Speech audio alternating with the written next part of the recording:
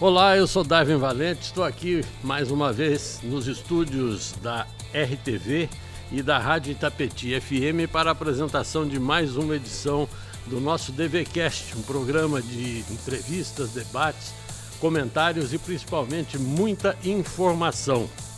Conosco nesta edição estão a revista A do empresário Márcio de Paula, o site Vanguarda Alto Tietê, das meninas jornalistas Sabrina Paca, Silvia Quimelo e Maria Salas, e o Gazeta de Guararema, do nosso Joaquim Constantino, que eu chamo de herói da resistência, que ainda é um dos mais tradicionais jornais impressos aqui da nossa região. Continua firme e forte. O nosso programa pode ser sintonizado pelo canal da Rádio Itapetí FM dos estúdios RTV no YouTube e também pelo Facebook e Instagram do DVCast. E passada aí a maratona de entrevistas e transmissões envolvendo a festa do Divino Espírito Santo, o DVCast retoma a sua rotina de discussões sobre temas importantes e de interesse de toda a comunidade. E que tema pode ser tão importante quanto uma questão que faz parte diretamente da vida daqueles que moram ou ainda vão morar num condomínio. É ali onde a vida num espaço comum a centenas de pessoas é orientada por regras e limitações nem sempre bem aceitas ou seguidas por seus ocupantes. As dificuldades representadas pela vida em condomínio e as soluções para problemas comuns a tantas pessoas serão temas desse nosso programa de hoje. Para conversar a respeito desse assunto, nós convidamos um especialista no tema, Roberto Viegas, jornalista, colunista do portal Síndico Net e palestrante, atua no ramo imobiliário há mais de 25 anos, tendo sido diretor de assuntos corporativos da Elbor, uma das maiores incorporadoras aqui do país. E com experiência acumulada durante esse tempo, o Viegas atualmente presta consultoria, realiza treinamentos e faz palestras voltadas à implantação de condomínios e para profissionais de empresas e entidades do setor. Nosso entrevistado de hoje é um especialista em comunicação e gestão de crises, que já coordenou a implantação de pelo menos 208 condomínios em 30 cidades brasileiras, entre elas 10 capitais. Roberto Viegas é um defensor contundente de uma maior integração entre o síndico profissional, administrador, incorporador e construtora para garantir uma maior tranquilidade para todos os lados no momento da implantação dos condomínios e início da vida em comum. E é por isso tudo que eu tenho um prazer enorme de receber aqui no DVCast esse jornalista que se tornou um respeitado consultor de mercado imobiliário e de condomínios. Roberto Viegas, obrigado por aceitar esse nosso convite. Obrigado a você, Darwin, pelo convite. É um prazer estar aqui. Temos tantas histórias para contar da nossa trajetória profissional do jornalismo, né? Que daria um programa. A gente acaba até atrasando um pouquinho o programa. Só para isso. Mas o importante, Darwin, é estar aqui para poder esclarecer dúvidas, falar um pouquinho mais desse mercado tão complexo, tão difícil, ao mesmo tempo tão apaixonante para quem trabalha nele, que é o mercado de condomínios, né? Pois é, e nós, durante o programa de hoje, poderemos estar recebendo aqui no nosso YouTube perguntas dos nossos internautas, dos nossos ouvintes. Roberto, Mogi das Cruzes e região hoje tem atraído a atenção de empreendedores locais e de outras paragens que lançam novos projetos residenciais, comerciais, projetos mistos e tem encontrado um mercado fértil de clientes interessados em adquirir até na planta os mais diferentes produtos, sejam casas, apartamentos, salas comerciais e até as chamadas lajes corporativas. Junto com esses empreendimentos transformados em condomínios estão estruturas cada vez mais complexas e equipadas, como a gente já havia comentado aqui, onde não faltam conflitos entre moradores e desafios, tanto para síndico como para administradores. E são temas que nós vamos conversar aqui com o Roberto Viegas. Primeiramente, vamos entender um pouco do mercado imobiliário de Mogi e região. Quem é hoje o cliente que está comprando imóvel na planta aqui na nossa região, Roberto? Darwin, muito boa tua pergunta para a gente começar a conversa, até porque eu me lembro de quando comecei a trabalhar nesse mercado, o mercado imobiliário não tinha financiamento. Praticamente só comprava imóvel quem tinha dinheiro guardado. Quem era um empresário tinha condições de comprar um imóvel na planta, porque a tabela de financiamento era muito curta, demorava 3 anos para pagar. Hoje você pode pagar em até 30 anos, dependendo da sua condição de financiamento.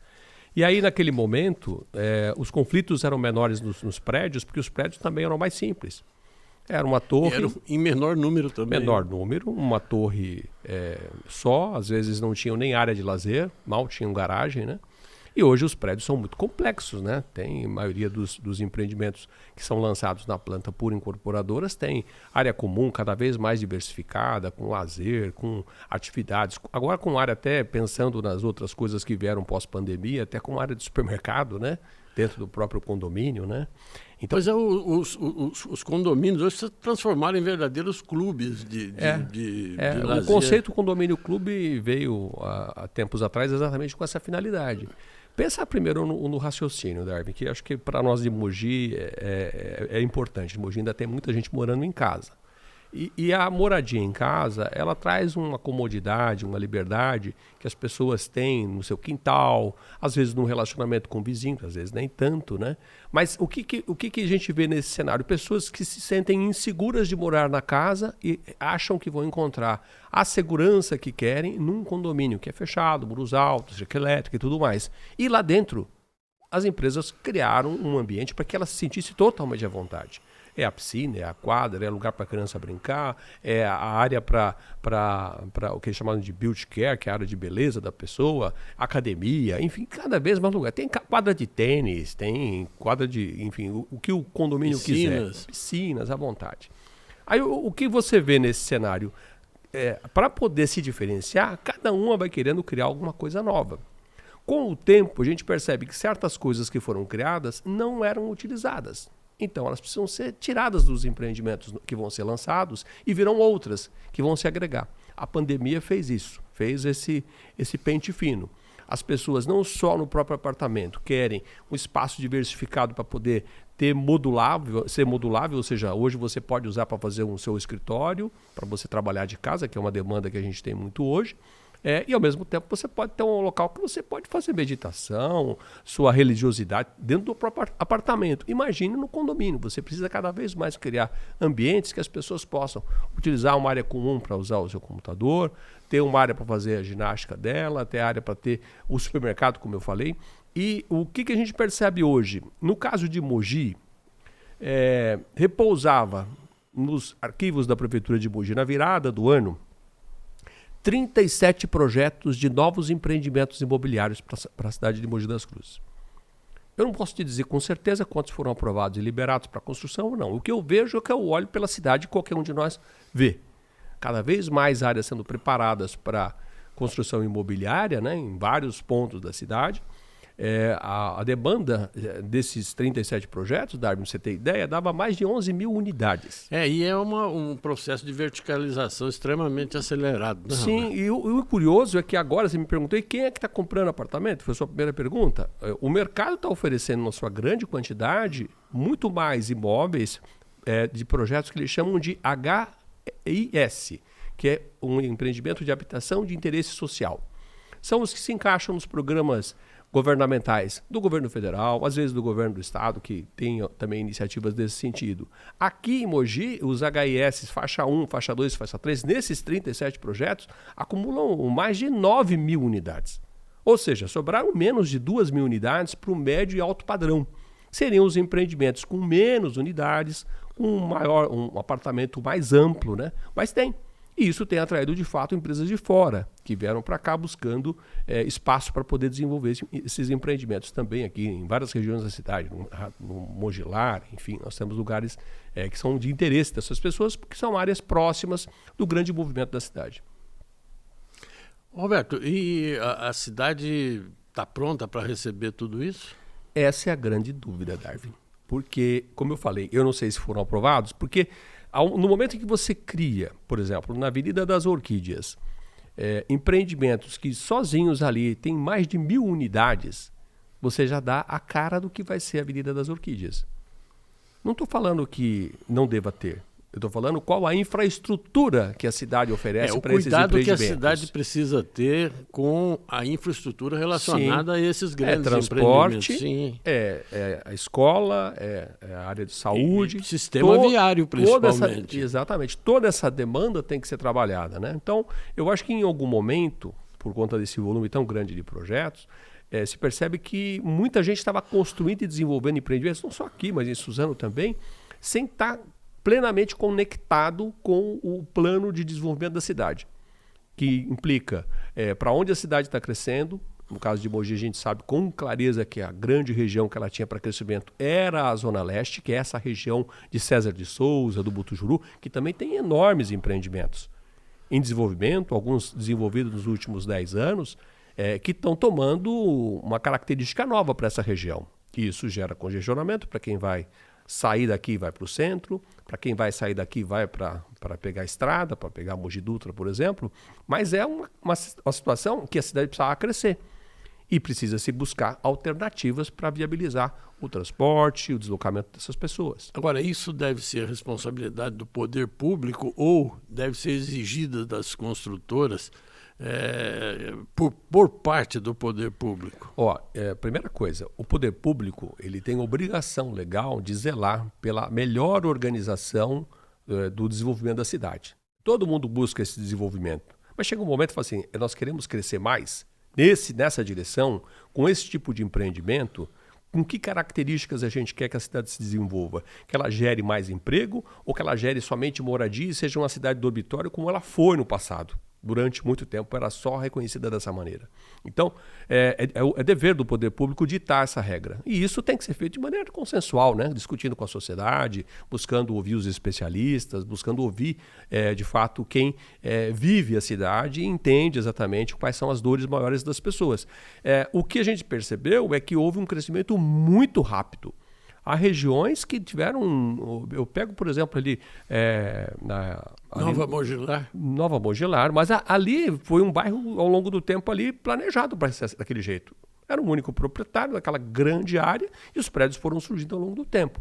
Só que ele virou um local que tem poucas opções de saída e gera uma grande demanda também. Mas, enfim, são problemas que vieram ao longo de décadas. Imagine, isso aí tem 30 anos em desenvolvimento, esse conjunto de prédios que a gente vê naquela região. Como também tem outras regiões da cidade que começaram a ser formadas em termos de ocupação, aumentando o volume de construção imobiliária ao longo dos últimos 10 anos, e outras que estão sendo preparadas agora para poder desenvolver durante mais 20, 30, 40, 50. É só você olhar a cidade e ver onde tem terraplanagem, onde tem máquina trabalhando, onde você tem área cercada, onde você tem gente comprando terreno, criando o chamado lote para desenvolvimento imobiliário, né? Mas na prática, Darwin, essa é uma realidade, porque as pessoas precisam de moradia. Ninguém nega. Isso é bom, isso é ruim? Para a cidade de hoje. Eu acho que é bom na medida em que haja controle do ponto de vista de ocupação, o tipo de produto que vai ser desenvolvido, a capacidade da prefeitura de dar atendimento a essas pessoas em relação aos serviços públicos que vão ser oferecidos, e em relação também ao retorno que a cidade vai ter com isso. Porque há empreendimentos que, na prática, só trazem ônus para a cidade. E a prefeitura deve ter recebido enormes projetos dessa natureza. No passado... Olha o exemplo disso. Se convencionou contrapartidas. Você faz um empreendimento enorme que não tem uma rede de esgoto, não tem uma rede de água que ligue aquele local e eventualmente a prefeitura não exige que isso seja feito pelo empreendedor, vai sobrar para a prefeitura fazer. Linhas de ônibus, eu lembro disso já há muito tempo, né? Locais que não têm serviços de transporte coletivo. Aí você implanta um condomínio, as pessoas têm que se deslocar 2 quilômetros para pegar uma condução. Elas vão inevitavelmente pedir que seja levada uma linha de transporte para lá. Às vezes é fácil você viabilizar, às vezes não. Às vezes o empresário não tem, se não houver uma diretriz bem clara, o empresário pode não levar, e aí? Como é que fica essa pessoa que foi morar naquele local? A gente fala de ocupação do Novo Mogilar, até mesmo do Mogilar com os novos prédios da Elbor lá, mas a gente tem aqui na estrada do Beija-Flor um desenvolvimento extraordinário. No pé da serra. Pois é. No pé da serra. A visão ali me choca até às vezes olhar para ali e ver o prédio e ver a serra só. Né? Ou seja, nem sei como é que é possível construir um prédio daquela altura, naquela região tão próxima de uma beleza natural que a gente tem. Né? De qualquer maneira, Darwin, isso são erros e acertos ao longo das últimas décadas. Sim. Na administração da cidade. Nenhum projeto é aprovado e desenvolvido no mesmo dia. Né? Não. Isso aí leva um tempo para ser. Agora, né? Roberto, em Mogi, essa construção de empreendimento de grande porte com moradia, escritórios, lojas, que a gente está conversando, é uma tendência hoje. E nas demais cidades do Alto Tietê, existem grandes diferenças em relação a Mogi? Olha, Davi, a primeira coisa que eu falo é misturando um pouquinho de mercado imobiliário e um pouco de condomínios. Uhum. O projeto de criar um único empreendimento que reúne lojas, escritórios, apartamentos, ele é perfeito. Porque você pode trabalhar do lado da sua moradia, num prédio próximo, você pode comprar alguma coisa que você precisa no próprio entorno do seu empreendimento, você evita o deslocamento, é ótimo. Só que não é bem assim que funciona, né? Principalmente por conta dos interesses diferentes que as pessoas têm no uso desse equipamento. Então, por exemplo, eu vejo muitas situações de prédios que têm na mesma estrutura o comercial, o residencial, o comercial no térreo e o residencial, e as pessoas falam, mas peraí, o camarada tem vantagens que eu não tenho, que foram previstas no que a gente chama de convenção de condomínio, que é o documento que originou aquela implantação. E ele se sente prejudicado, se sente lesado por isso. Da mesma maneira que o número maior de votantes numa assembleia, que são moradores, pode prejudicar os interesses dos lojistas que estão naquela base do prédio. Então, eu acho que essa complexidade toda faz com que, às vezes, ele não tenha a mesma eficiência de uso como a gente imaginaria. No entanto, ele é adequado para grandes cidades, para grandes centros urbanos. Mogi tem poucos empreendimentos com essa característica, mas ele carece disso na sua área central. Na sua área, vou chamar de desenvolvimento hoje. Mas há espaço físico para isso, Roberto? É a otimização do espaço, Darwin. É a otimização do espaço. Tudo que você vê hoje em relação a empreendimento dessa natureza é de criar realmente... Tem conceitos mundiais sobre isso, Darwin, que você resolve a sua vida no seu entorno ou no máximo em 15 minutos em torno dele, para evitar o uso do transporte coletivo, do transporte público ou do transporte individual. Mogi é uma cidade que tem carências por conta de deslocamento, né? As dificuldades de ruas estreitas, poucas vias novas criadas ao longo do tempo nessa área para poder facilitar o deslocamento de uma região para outra da cidade, como você sair da região oeste e vir para a zona leste da cidade. E isso tudo precisa você ter locais em que você vai e resolve as coisas.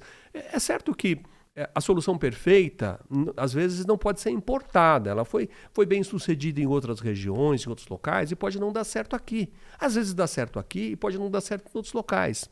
O que me preocupa aí nesse caso, Darwin, são os projetos prontos, que deram certo em outros locais, foram replicados em várias regiões do país e aqui também foram replicados. Mas a confiança que as pessoas têm é de que o projeto...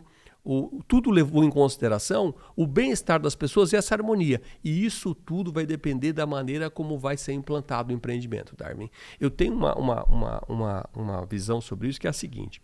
O incorporador, quando desenvolve um empreendimento, ele é corajoso, porque pode ter uma boa rentabilidade, mas é um elevado risco desenvolver um empreendimento imobiliário. Pelo volume de recursos que mobiliza, pelas variáveis que ele tem para desenvolver um empreendimento, material, pessoal, financiamento, a variação de mercado, né? Quando tiver um problema com uma matéria-prima que dispara, o custo dele dispara e ele já vendeu o produto e ele tem que construir naquele preço, né? E outras implicações, questões ambientais, licenciamento ambiental, enfim, tem 500 coisas. Aí ele consegue atrair os clientes que confiam nele e compram uma unidade no empreendimento que vai ser entregue daqui a 36 meses. E agora está até aumentando um pouquinho mais. Em alguns lugares tem prazos de 42 e até 48 meses para você pegar o apartamento. E aí o cliente fica pagando as suas parcelinhas mensais do financiamento, aquela que o pessoal fala, cabe no bolso, né? Vai pagando, até chegar à entrega das chaves. E quando ele recebe o empreendimento, esse cliente ele viveu tantas experiências nesse meio de caminho, né? Problema com o corretor, que falou para ele que era uma coisa e depois ele viu que não era. Aí depois ele descobriu que a vista do apartamento dele dava para o outro lado e não para o lado que ele queria. Ou então que ele está num andar baixo, ou está perto da piscina, vai ter problema com barulho. Vem aquela discussão interna dentro de casa, né? Nós compramos errado, não devia ter comprado aí, devia comprar em outro lugar. Estava barato, mas não estava bom para nós. Um monte de questionamento. O cunhado no churrasco conversando sobre isso. E aí, Darwin, esse camarada ele vai represando isso tudo. E chega na hora da entrega, que ele fala que ele tem que pegar, né? Porque hoje, pela lei do distrato, se você desiste do empreendimento, você perde uma fortuna. Então é melhor você ficar até o final. Ele fica e pega. E aí ele fica desconfiado da incorporadora. Ele acha que a incorporadora que está entregando o empreendimento para ele fez algo errado, escondeu alguma coisa. Ela tem algum envolvimento com todo mundo que estava aqui, vai ficar trabalhando aqui, a administradora, o síndico que foi eleito na primeira eleição, ele fica desconfiado de tudo isso. E esse problema, eu vejo hoje, entendendo melhor essa relação desse meio de caminho, se deve ao quê? A incorporadora entrega na mão de uma administradora e de um síndico profissional, em grande parte, hoje, o seu maior patrimônio, que é o seu cliente, e o seu segundo maior patrimônio, que é o empreendimento que ela acabou de construir. E às vezes a transição para que esse trabalho aconteça, de implantação, ele não tem o cuidado necessário, o prazo necessário. É muito comum o síndico ser chamado para assumir um prédio novo uma semana antes. A administradora ser chamada para gerir um empreendimento dessa magnitude, do ponto de vista estrutural, em 15 dias. Ele cai de paraquedas. Cai de paraquedas, até ele pegar o bonde longe andando. até das teorias de conspiração às quais você se referia agora há pouco. Exatamente. Ou seja, tem uma série de pressões para ele administrar do cliente que está chegando, que quer mudar, que quer morar, que quer aprovar a obra, que quer usar um empreendimento. E você não sabe onde liga, onde desliga, onde fecha, onde abre.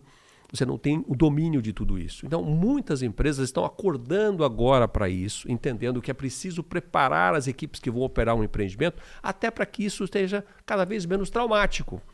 É muito comum, hoje, com o financiamento direto que os clientes conseguem para pegar o empreendimento, entregou o empreendimento ontem, amanhã, hoje o cara já quer pegar a chave dele. Aí ele tem que pular para dentro. Às vezes ele nem fez o piso direito, nem instalou, já tem que mudar. Por quê? As pessoas estão represadas ao longo desse tempo todo, tinham projetos, né? Hoje os empreendimentos... A hora que você entra num negócio desse, você dá a sua primeira prestação, você quer o mais rápido possível ocupar, né? Sim.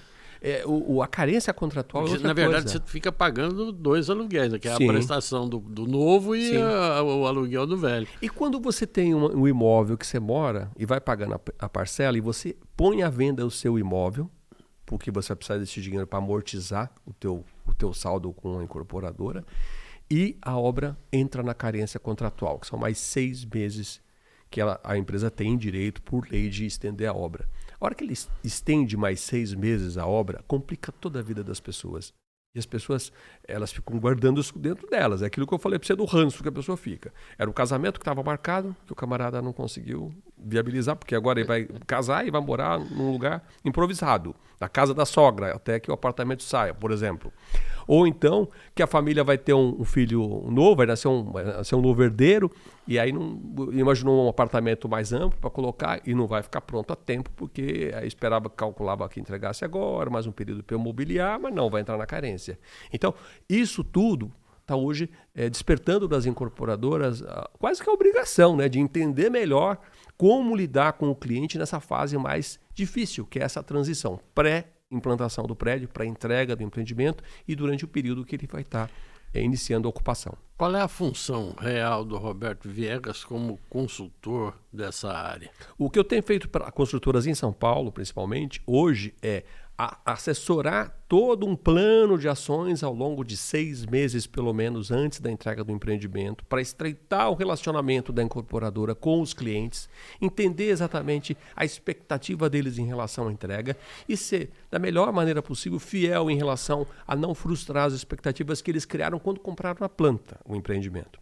Abrir com eles toda a discussão relacionada a como vai funcionar o prédio, como vai ser escolhido a administradora, síndico profissional, selecionando alguns que eles mesmos vão selecionar nesse período, para quando chegar na hora da assembleia, que antigamente às vezes era um negócio complicado, difícil, é um negócio leve, já foi totalmente compreendido por todo mundo já assimilou como vai funcionar. Quer dizer, na verdade, o consultor funciona como uma espécie de intermediário entre a empresa e os futuros novos Também. Na verdade... Na busca, porque muita coisa é apresentada antes e a empresa precisa resolver. Sim. Tá certo? E esse meio campo aí que se faz antecipadamente, para que as pessoas cheguem ao apartamento, à casa nova, já livre do problema. Olha só que interessante, cada vez mais está sendo requisitado para a implantação. Os apartamentos, vamos chamar de médio alto padrão, que tem varanda, as pessoas querem fazer o envidraçamento dessa varanda, para ocupar aquela área como área de uso do apartamento. Extensão da sala. Que é muito agradável, não tenha dúvida que é muito bom. Só que nas convenções antigas, ou mesmo na estrutura de entrega dos empreendimentos mais antigos, a decisão de como vai funcionar o fechamento dessa área, o envidraçamento das varandas, não era decidido na primeira assembleia. Ou seja, eu fico esperando entregar o prédio, entrego o prédio, o síndico assume, aí o síndico vai pedir estudo para uma empresa especializada de qual é a melhor solução para o envidraçamento daquela varanda do meu apartamento e já vai ter desenvolvido, por exemplo, soluções para vários apartamentos que têm, às vezes, um corte diferente de fachada que precisa de um envidraçamento diferente. O que ocorre nessa situação? Demora 1 mês, 2 meses, porque depois que faz o estudo, vai para o síndico, ele tem que mandar para a incorporadora para aprovar a carga, que é o volume de carga que o prédio vai assumir com aqueles vidros todos instalados. Tem que ter a validação da área estrutural. Não fazia parte do projeto inicial. Não, então tem que ter a aprovação. Normalmente as incorporadoras já planejam isso, mas tem que ter a validação da área de estruturas da incorporadora. Inclusive, que tipo de produto vai ser usado lá? Tudo, a espessura, tem medidas de segurança ligadas ao corpo de bombeiro, por exemplo, como a área de passagem para evitar problemas de incêndio entre unidades. Então, o que acontece hoje? Nas assembleias, a gente já está levando essa proposta já resolvida. Ou seja, se buscou soluções que levassem em consideração as melhores alternativas, já levou para a incorporadora, ela própria já fez a validação da carga e só vai direto para a assembleia, já dizendo, tem aqui um modelo, posso discutir até separadamente com os clientes em reuniões preliminares da assembleia e na assembleia já aprovar. Ou seja, ele já começa já com isso já decidido. Bom, a gente já deu para sentir nesse início de conversa, quando a gente fala um pouco do mercado imobiliário, o que vem depois que o cidadão ocupa o seu apartamento, ocupa o seu espaço dentro desses condomínios. Vamos falar da vida em condomínio agora, que eu acho que é o ponto complicado dessa história toda. A gente já tem aqui algumas perguntas para o Roberto, algumas até de ordem pessoal. A gente quer saber por que você trocou o jornalismo pelo... Mas a gente vai falar disso mais para frente. Uhum. Vamos falar um pouco da vida em condomínio. Quais são os principais desafios hoje para os síndicos? E já me explica qual é a diferença entre síndico e administrador. Você sabe, Darwin, que essa é a grande dúvida das pessoas. Elas iniciam a morar. Quem nunca morou em condomínio, né? Ou mesmo quem até mora em condomínio, às vezes não sabe discernir qual é o papel de cada um, né? O síndico é o responsável legal do condomínio.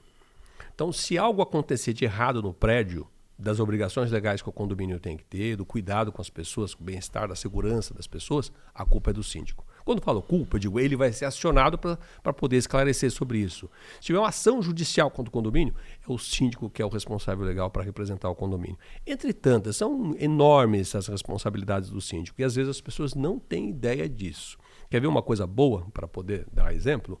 Todo condomínio tem que ter seguro da estrutura do prédio. Se o síndico deixa de fazer o seguro e porventura acontece um acidente e causa prejuízo e não está coberto, olha o prejuízo que vai dar.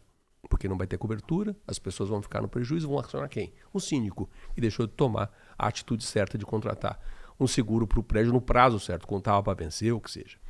Aí a administradora, ela é um braço de apoio do síndico para a gestão do prédio e ela faz grande parte das atividades burocráticas do condomínio. Toda a parte financeira do prédio em relação ao lançamento dos boletos, controle de pagamento dos boletos, todos os orçamentos que o síndico pede em relação aos serviços que vão ser contratados, os contratos para serem assinados, definir junto com todo o conselho e depois validar em assembleia uma previsão orçamentária, que é o orçamento do condomínio, ou seja, o condomínio tem uma verba que ele necessita levantar ao longo daquele mês para pagamento das despesas daquele mês. Ou seja, a portaria que tem lá uma pessoa que fica, uma equipe, né, que são normalmente um turno de 24 horas, então você precisa de 4 pessoas trabalhando ali. Geralmente, então, Roberto, a administradora é uma empresa profissional. Sim. Que é contratada pelo condomínio para auxiliar o síndico na administração da coisa. É por aí? Exatamente. E vamos então para os nossos problemas. Quais são os principais desafios para os síndicos, principalmente para os síndicos, né, que estão na linha de frente ali? São 3 linhas, né? A primeira é a responsabilidade legal, que ele tem que ter muito cuidado em relação a tudo que ele decide, porque estoura nas costas dele. Segundo, a parte operacional do prédio. Toda a operação do prédio é responsabilidade do síndico.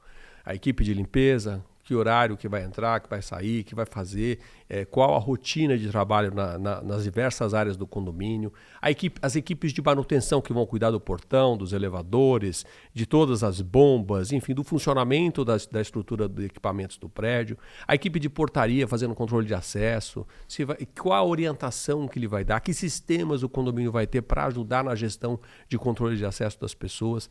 Essas questões mais, vamos chamar, operacionais do prédio são obrigação do síndico. Se ele não realiza diretamente, ele tem às vezes um zelador, às vezes ele tem um gerente predial, dependendo do tipo de empreendimento. Às vezes os síndicos profissionais, que é uma categoria que cresceu muito nos últimos anos, que estão estruturados para, em tese, orientar adequadamente a implantação e operação dos prédios, eles têm até um preposto, um profissional que ele mantém o tempo todo no empreendimento ou mais dedicado àquele empreendimento para poder observar tudo isso. Agora, vem as questões de relacionamento, Darwin, que são as mais complicadas. E aí que mora o perigo. Não tem manual, você pode seguir enormes sugestões de como atuar, mas você sempre vai encontrar de tudo.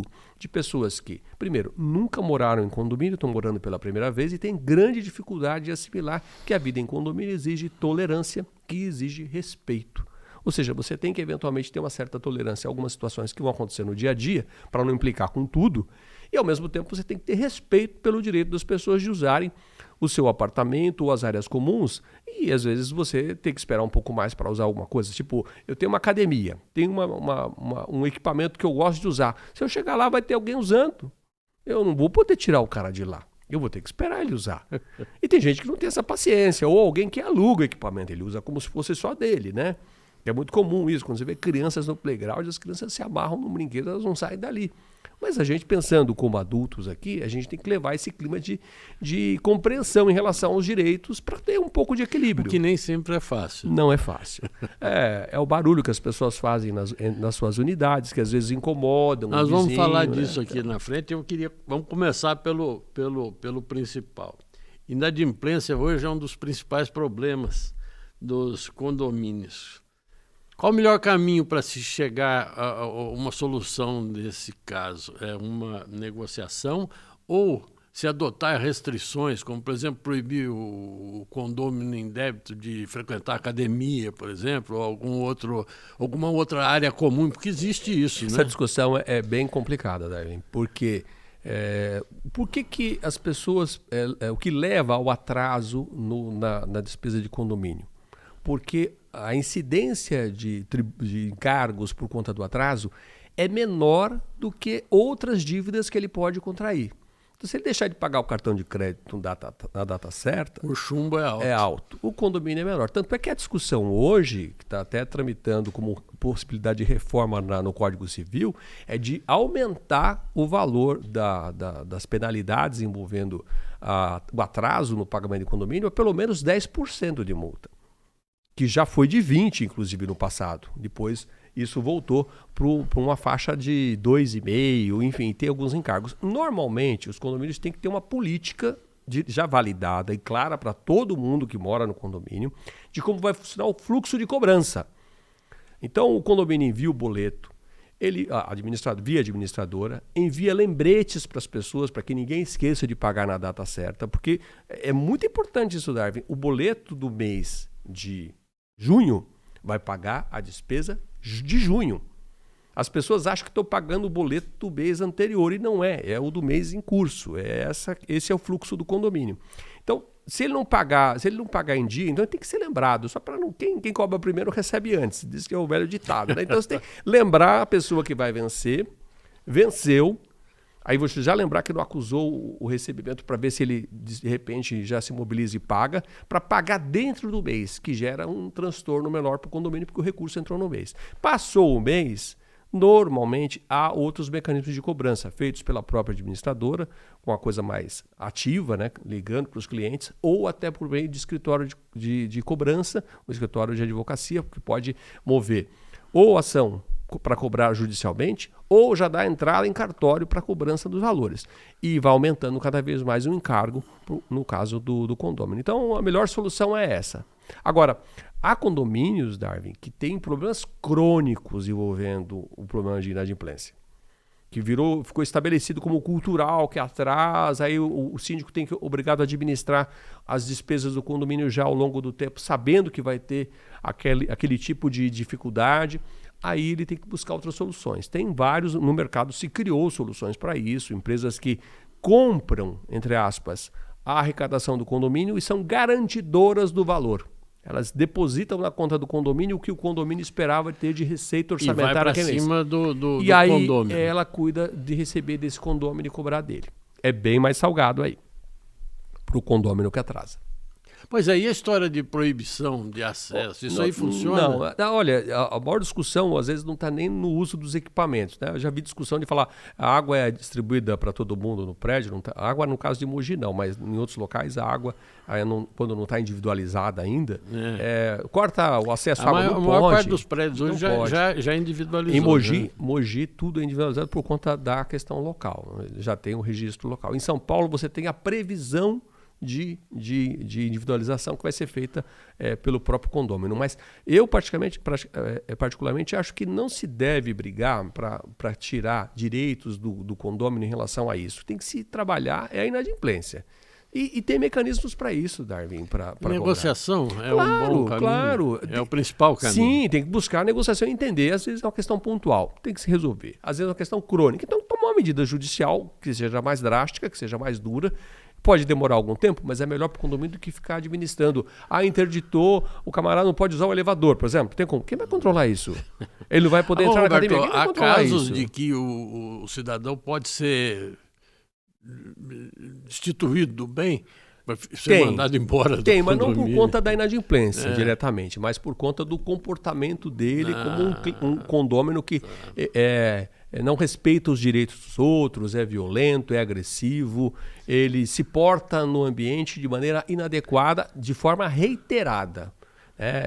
Inclusive já tem vários casos assim de o camarada é obrigado a sair do empreendimento. Roberto, quem que é o responsável pela inadimplência? É o inquilino ou o proprietário, muitas vezes, do imóvel que repassa quando está alugado o terceiro? imóvel, né? Olha, Darwin, varia, depende. Na verdade, o responsável legal pela unidade é o proprietário. Sim. Ele pode delegar ao inquilino dele que pague diretamente, ou ele pode incluir esse valor no valor do aluguel e ele mesmo paga. O melhor é isso, porque o condomínio vai acionar o proprietário do imóvel e não o inquilino. Tá certo. Agora, outra dúvida, como resolver questões como barulho excessivo e conflito de moradores? Então, Darwin, a gente acha que o apartamento tem a mesma, vamos chamar até de condição de uso de uma casa. E não é assim.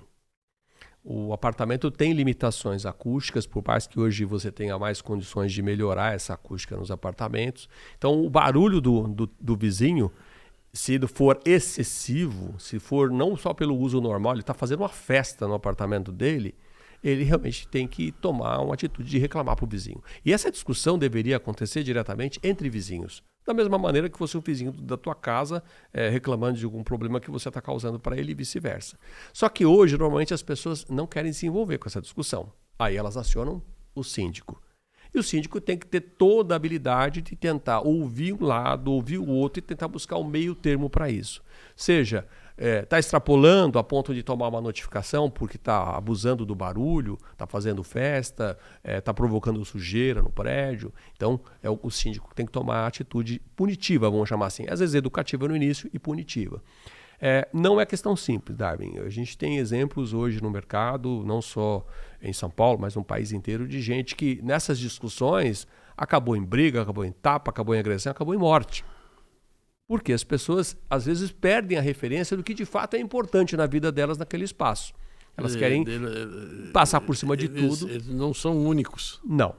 Mas acham que são. Acho que são. Não, eles se acham os donos do prédio todo, do condomínio. Eles são donos de uma fração daquele espaço. E ele tem que respeitar o uso desse espaço pelos outros também, que também tem uma fração. A famosa máxima, né? Que o direito de um começa quando termina o do outro. Né? É duro você querer pedir para as pessoas que elas usem o bom senso. E aí vem o processo de mediação disso que o síndico vai fazer. Ele deve deixar claro isso para as pessoas. Falar, olha, eu estou aqui para mediar um conflito de vocês. Um consultor, como no seu caso, por exemplo, chega a se envolver nesse tipo de coisa? Já me envolvi, Darwin. Já para ajudar a resolver questões até que pareciam mais complicadas e depois que que as duas pessoas conversaram diretamente e se mostrou mais tranquilo. Rotinas de uso do apartamento em que você acorda de madrugada e sai andando pela casa fazendo barulho. E o barulho incomodava o vizinho. Estou lembrando aqui no caso do amigo meu que ele reclamava desesperadamente porque ele dizia que a vizinha de cima dele acordava de madrugada, botava um sapato de salto e saía andando pela casa. Não, mas o calçado no apartamento é o que você vai usar. Principalmente à noite. Sim, né? Mas é a última coisa que você deve usar para você sair de casa. A verdade é essa, o sapato que você sabe fazer barulho. Mas as pessoas não pensam nisso. Durante o dia, nem se percebe, mas à noite isso ecoa. Né? Então quem está embaixo, às vezes até do lado, ouve como se fosse uma martelada ali do lado. Né? Agora, você falava em festa, hoje todo condomínio tem o seu salão de festas. Sim. As pessoas preferem fazer em casa, Tem gente que faz o petit comité, né? Festinha particular. Faz. Mas mesmo no uso do salão de festas tem abuso. Porque a área que você loca no condomínio para fazer a festa é o salão de festas. Aí, muitas vezes, às vezes sem entender que não deveriam, muitas pessoas levam tanta gente que elas não cabem só no salão de festas e ocupam as áreas comuns abertas do prédio. E aquele barulho, aquele ruído, aquele uso inadequado dos equipamentos externos que estão à disposição do condômino e não do visitante, aquilo incomoda os outros condôminos. E isso tem que ser levado em consideração e o síndico tem que observar para poder evitar que isso aconteça. Quer dizer, a gente tem reclamação até de criança, né? Tem. Reclamação sobre choro e manifestações, muitas vezes, de crianças que têm algum tipo de problema, como autismo e tantos outros. Até onde vão esses conflitos dentro da vida em condomínio? Eu acho que a questão mais importante que envolve criança em condomínio, primeiro é a segurança delas. É muito ruim e os condomínios ainda podem pagar caro por isso, deixar a criança que não tem discernimento, que ainda é muito pequena, andando e subindo de elevador no prédio. Primeira coisa. Eu já vi várias situações que as crianças ficam brincando dentro do elevador, daqui a pouco elas geram uma situação que eles ficam presas no elevador, gera um clima enorme e os pais ficam desesperados porque os filhos estão dentro do elevador. E às vezes eles prendem o elevador, fazem o elevador parar em andares que não precisava parar. Brincadeira. Sim. Brincando em corredores que não deveriam estar correndo, não é ambiente para correr. Ou até, Darwin, usando inadequadamente equipamentos que estão ali à disposição deles. Eu já vi uma vez uma situação, que eu acho que aí depende muito da educação dos pais, uma criança brincando no jardim do condomínio, cavocando o jardim, tirando assim, terra, tirando a planta de lugar. Ela não tem ainda essa... Espírito de agricultura. Quase isso, né? Mas não era. ela estava fazendo uma brincadeira como você faz no jardim, no terrão, na areia, Alguém né? não ensinou para ela que aquilo não era certo. O contrário, Darwin. Perguntei para a criança, né? Olha, essa plantinha não pode tirar daí, é do jardim. Ela falou assim, mas aqui é meu. Ou seja, alguém colocou na cabeça dela que aquele condomínio era dela.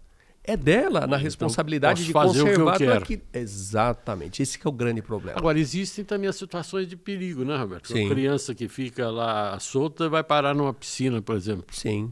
Mas normalmente hoje as piscinas são cercadas, tem sistema de câmera vigiando quem tem acesso ao ambiente da piscina. Normalmente deveriam ter, para poder facilitar esse controle.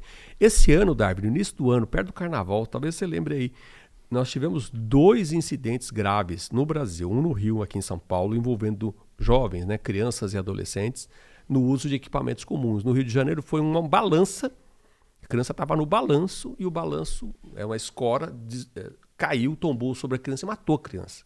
Responsabilidade do síndico, porque a estrutura talvez não tenha sofrido a manutenção, não tenha passado pela manutenção que deveria. E no caso, essa estrutura deveria ser fixa, no caso. Ela estava fixada, mas ela foi bambeando bem, caiu em cima, apodreceu, caiu, ou seja, deixou de observar. E em São Paulo, as crianças brincavam num condomínio grande, em São Paulo, na região sul, e o condomínio tinha lá uma piscina, debaixo da piscina tinha uma área, a gente chama de casa de máquinas, né, de equipamentos, as crianças se escondiam lá, a menina tomou um choque lá e morreu, eletrocutada, uma adolescente. Então, ou seja, a relação de uso do espaço comum tem que delimitar onde criança pode ficar, pode brincar. Quer ver um lugar que não dá para brincar? Bicicleta na garagem de carro. A garagem é para o tráfego de veículos, crianças ali somente para pegar, acompanhar o pai, a mãe, pegar a bicicleta, que às vezes está guardada na garagem também, mas não ficar brincando ali naquele espaço. É perigoso demais para isso, né?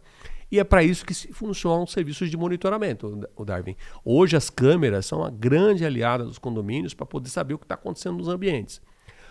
Saímos de uma fase em que as câmeras simplesmente filmavam e alguém tivesse que estar olhando para poder registrar, aproveitando agora a tecnologia, câmeras já com inteligência, que conseguem detectar que tipo de movimento está em andamento. Se é um movimento que, segundo o parâmetro criado, pode ser perigoso, pode gerar algum risco, aglomeração de crianças correndo em determinados locais. Agora, a história do choro, como é que se resolve?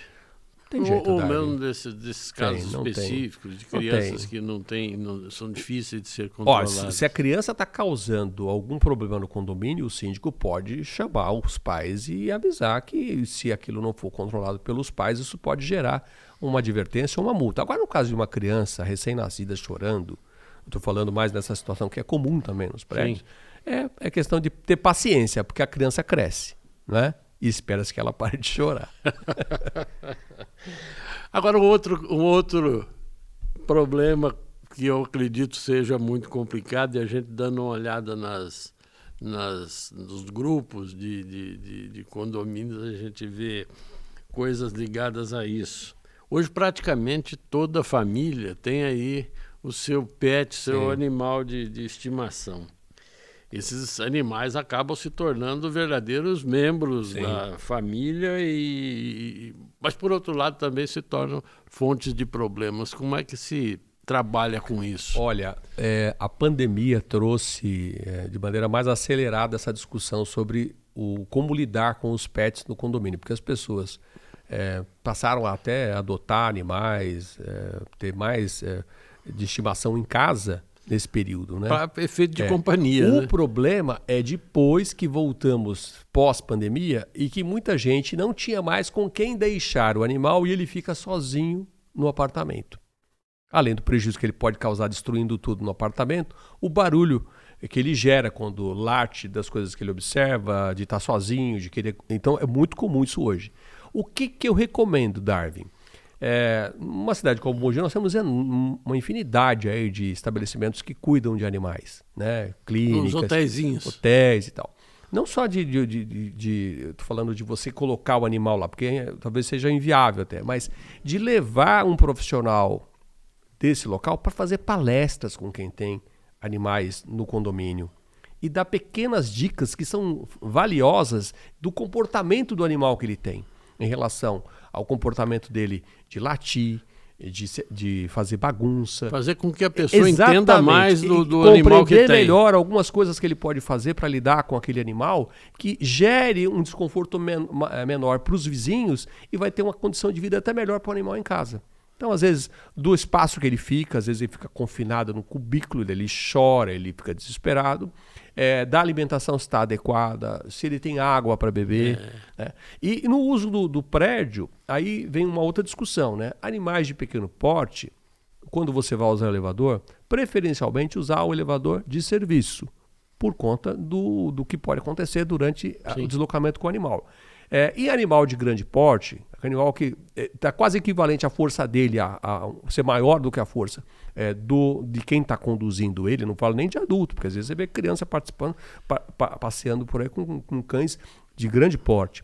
Esse sim, para poder andar no elevador, tem que estar com todo o equipamento que o mantenha quieto, conduzido, às vezes até com focinheira, dependendo do tipo de animal.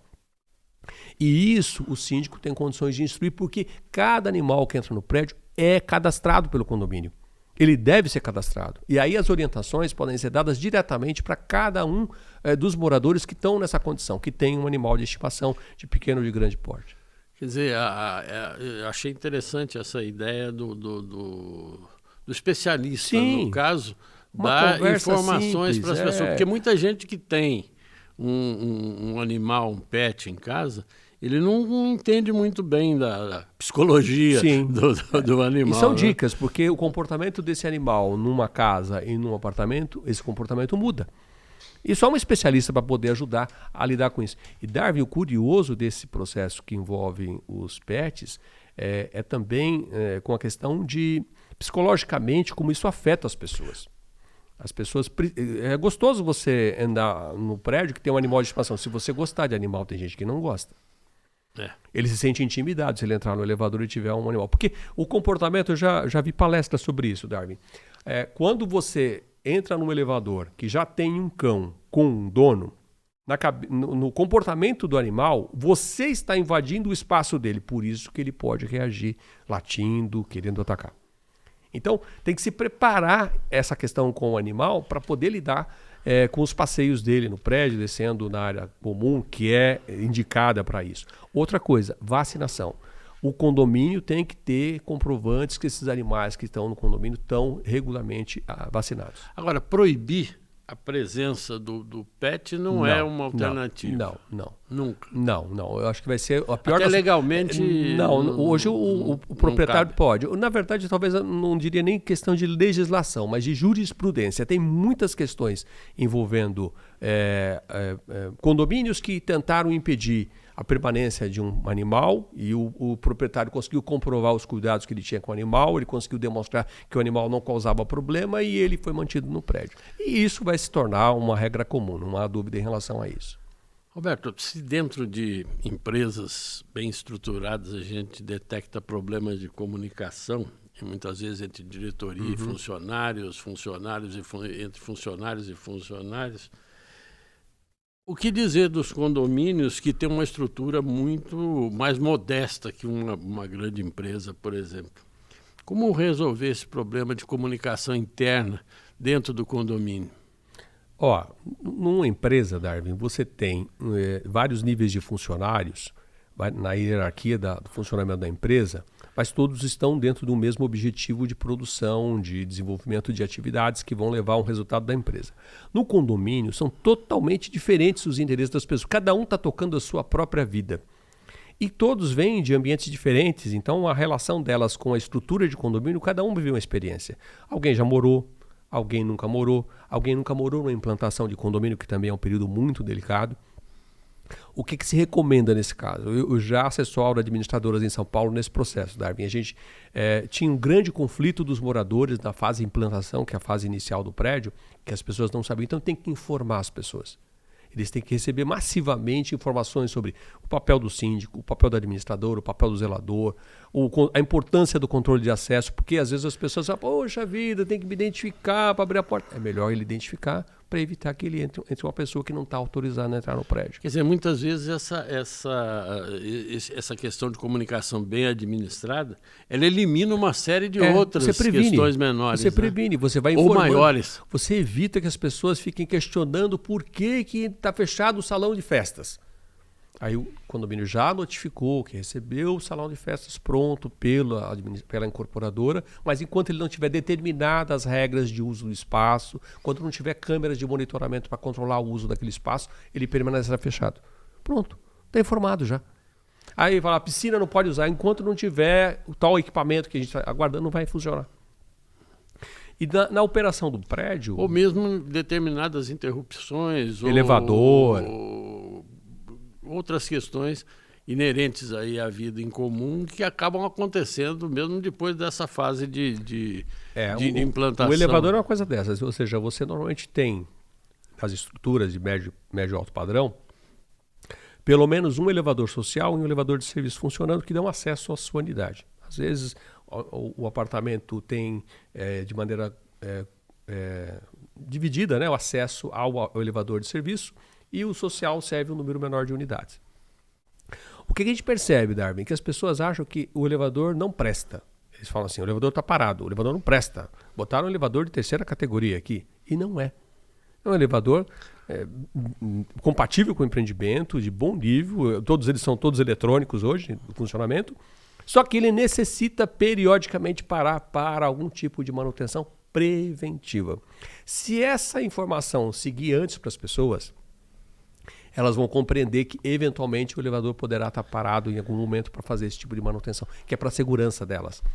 Às vezes as pessoas não entendem isso. Estou me lembrando aqui de um caso que aconteceu aqui, você estava falando de elevador, as pessoas falando que o elevador não presta e tal. E foi um grupo de pessoas visitar um famoso empresário aqui que ficava, acho que, se não me engano, no 14º, 15º andar.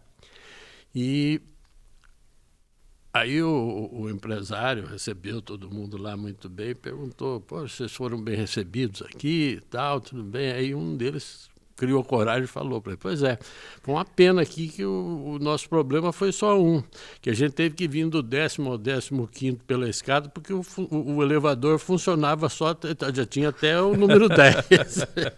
Ninguém tinha explicado para ele que se ele combinasse um com dava o 11º, com dois, assim por frente. Mas subiram pela escada, fizeram um bom exercício. Mas é curioso isso, Darwin, porque os elevadores, eles têm esse tipo de elevador, tem uma característica interessante. Você, ao chegar no térreo, digita o número que você vai andar, porque o elevador pensa quantas pessoas estão pedindo o elevador naquele pavimento. E eles mandam uma ou mais de um equipamento para atender aquele local. Então, em horário de pico, você tem muita gente subindo ao mesmo tempo. Se várias pessoas pedem o andar, o elevador desce mais rapidamente, vem mais máquinas funcionando. Isso para grandes estruturas, vários elevadores e tudo mais. Mas não há dúvida que ele pode gerar conflitos dessa natureza. A pessoa fica confusa ali, o que eu faço numa situação dessa, né? Talvez tenha faltado orientação adequada na hora da recepção da pessoa, né? Pois é, já falamos do elevador, agora vamos descer um pouco mais. Vamos descer para as garagens. Garagens do prédio, ou mesmo externas, elas têm sido outro foco de conflito dentro de condomínio, porque, principalmente nos prédios mais antigos, as garagens os espaços são os mesmos, mas os carros cresceram. Sim. Hoje a gente tem aí os SUVs, são enormes, né? Carros realmente que não cabem dentro de uma vaga projetada para um Fusquinha, para uma Brasília, ou até para um carro mais moderno lá no passado. Não vamos chegar nesse ponto, mas pelo menos num carro de um pouco maior, mas que não alcança isso. E como é que fica? Aí é arranhão daqui, esbarra dali e reclamação para cima do síndico, do administrador, seja lá quem for. Como resolver esse problema? Darwin, primeira coisa, né? O carro cabe na vaga? Porque muito carro nem cabe na vaga. Não estou nem falando da manobra dele no prédio. Então, se você tem um prédio que você já está morando há algum tempo e você compra um veículo que não cabe na vaga, você já vai ter dificuldade ou com o seu vizinho do lado ou com o seu vizinho de trás. Enfim, você já vai gerar um incômodo. Há profissionais hoje especializados no estudo de otimização do uso da garagem. redesenhando garagens para poder atender determinadas demandas. Acho até que, por exemplo, da mesma maneira que a gente tem vagas para pessoas com alguma deficiência, que precisam de uma vaga especial, que está mais próxima da saída do elevador, daqui a pouco você vai ter a discussão das vagas que precisam, os carros que precisam de recarga. Pois é, Roberto, mas aí a gente cai num problema em determinados prédios, né? A gente vai fazer um rearranjo nas vagas e de repente alguém vai ficar sem. Não, o rearranjo é para otimizar o uso, garantindo o número necessário de unidades. Há locais, Darwin, que as vagas são definidas por tamanho. Quando você compra um apartamento, já define lá tamanho médio ou grande, né? Tem alguns locais que é assim. Carro. Exatamente, aí você sabe que pode usar. Agora, nesse caso, não tem muita alternativa. Se, por exemplo, o risco de bater nas colunas, na parede é muito grande, dá para colocar proteções, para pelo menos não criar um desgaste maior aí na hora de bater o carro. Agora, entre vizinhos, Darwin, aí é difícil. É muito comum, sem querer ou querendo, o vizinho abre a porta e bate no seu carro. Então, aí é uma discussão que... E não assume, né? Não assume, né? Até porque você pode alguém pode ter batido em você em qualquer outro lugar, mas às vezes o ângulo da porta dele dá exatamente na sua. Mas aquela tinta que ficou lá exatamente a que está faltando na porta do vizinho. Esse é um dos conflitos mais difíceis de você resolver, porque você gera um mal-estar. A hora que você reclama para a pessoa e ela diz que não, o que você vai fazer? Aí você eventualmente tem garagens que tem sistema de monitoramento, você consegue identificar se alguém bateu, se o ângulo permitir da câmera descobrir se alguém bateu no seu carro. Aí sim você poder responsabilizar a pessoa. Mas é um foco de conflito enorme. Sim. Também. No condomínio é comum falar que os focos são maiores, são criança, cachorro, cano, que é vazamento, né, infiltração que tem, e o carro. Você falou num ponto importante, a história de vazamento, né? E quando o cara está dentro de casa, de repente começa a vazar do apartamento de cima. Como é que faz? Olha só, Darwin, é mais comum do que você imagina. Como a gente, quando mora em casa, não percebe isso, né? Porque é algum vazamento da caixa d'água. A boia da caixa d'água deixa de funcionar. É a única coisa que pode gerar isso, né? Em condomínio é muito comum. E a estrutura da instalação é quase que já sagrado, né? Se o vazamento está acontecendo na minha unidade, dificilmente não será a de cima. Não tem possibilidade, é muito raro a possibilidade de um terceiro apartamento estar envolvido e o que está no meio do caminho falar que não é com ele. Eu já vi situações aqui na cidade, inclusive, sobre isso, muito engraçadas, né? Que a pessoa se negou a autorizar o acesso para conferir o vazamento, a procedência do vazamento. Falou que não era no dele, então não poderia. Aí o incomodado teve que acionar o cliente, o condômino do outro apartamento, o outro andar acima, e perceber e ter a certeza de que não era de lá que tinha um vazamento, né? Então, esse é um problema crônico. Isso se dá de várias maneiras, ou seja, as instalações mais antigas, né, elas precisam ser revisadas. A gente acha que não precisa revisar equipamento. Existe também aquela de má qualidade, né? Também tem, mas você tem que verificar periodicamente se está funcionando bem, porque às vezes o vazamento vai se acumulando de tal forma, você não percebe, daqui a pouco vira um monstro, né? Ele está infiltrando no gesso da cobertura de baixo até a hora que desaba tudo. Ou está descendo pela parede, a umidade vai tomando conta de todos os móveis planejados da cozinha do vizinho de baixo. É um prejuízo muito grande se a gente deixar escorrer e não der atenção para isso. Roberto, nós falamos superficialmente sobre isso aqui, mas a falta de controle de despesas, ou a utilização irregular de fundos, ou a ausência de transparência até nas prestações de contas, pode gerar problemas financeiros graves para o condomínio. Como é que o consultor age ou como é que o síndico age em situações desse tipo?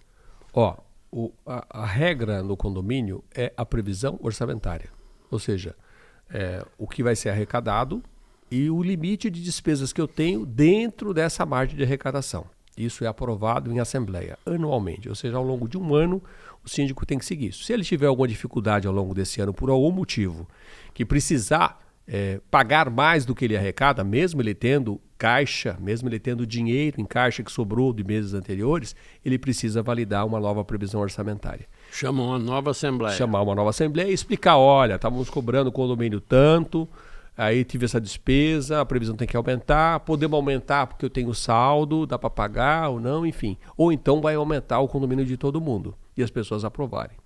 Isso tudo não é feito de uma hora para outra. Normalmente o síndico discute isso com o conselho, é uma das coisas que ele tem que compartilhar sempre com o conselho de condôminos, né, que acompanha lá, não só a questão financeira dele, mas que dá palpite também nas coisas que estão sendo feitas no condomínio e com a administradora. Agora, e como é que se resolve um problema desse quando ele parte exatamente daquele que deveria ser? Então, aí é o conselho que tem que fiscalizar o que o síndico fez ao longo do mês em relação ao uso do recurso que ele tinha que trabalhar. Se ele usou mais do que deveria, eles devem questionar o síndico, cobrá-lo diretamente. E se ele não assumir isso ou não resolver, se é divertido continuar fazendo, tem que pedir a retirada do síndico. Bartô, um fato muito comum, a gente tem visto isso aí nos noticiários, principalmente nos noticiários policiais, os programas policiais de televisão, diz respeito à deficiência na segurança dos prédios, especialmente nas portarias. Essas portarias têm sido caminho para assaltantes e outras ações, assaltos e outras ações de marginais, hoje mais do que nunca especializados em ações desse tipo. Como é que o condomínio enfrenta esse tipo de problema? O que precisa fazer para que isso não aconteça? Darwin, isso vale para condomínios normais, que é o que a gente está falando aqui, condomínios de casas em loteamentos fechados, ou seja, o controle de quem entra e de quem sai tem que ser rigoroso. E a rastreabilidade das informações que são documentadas pelo condomínio, porque é muito fácil você falar assim, o pedreiro entrou para fazer um serviço na unidade 54 às 8 da manhã. Aí, agora a unidade 54 sabe disso?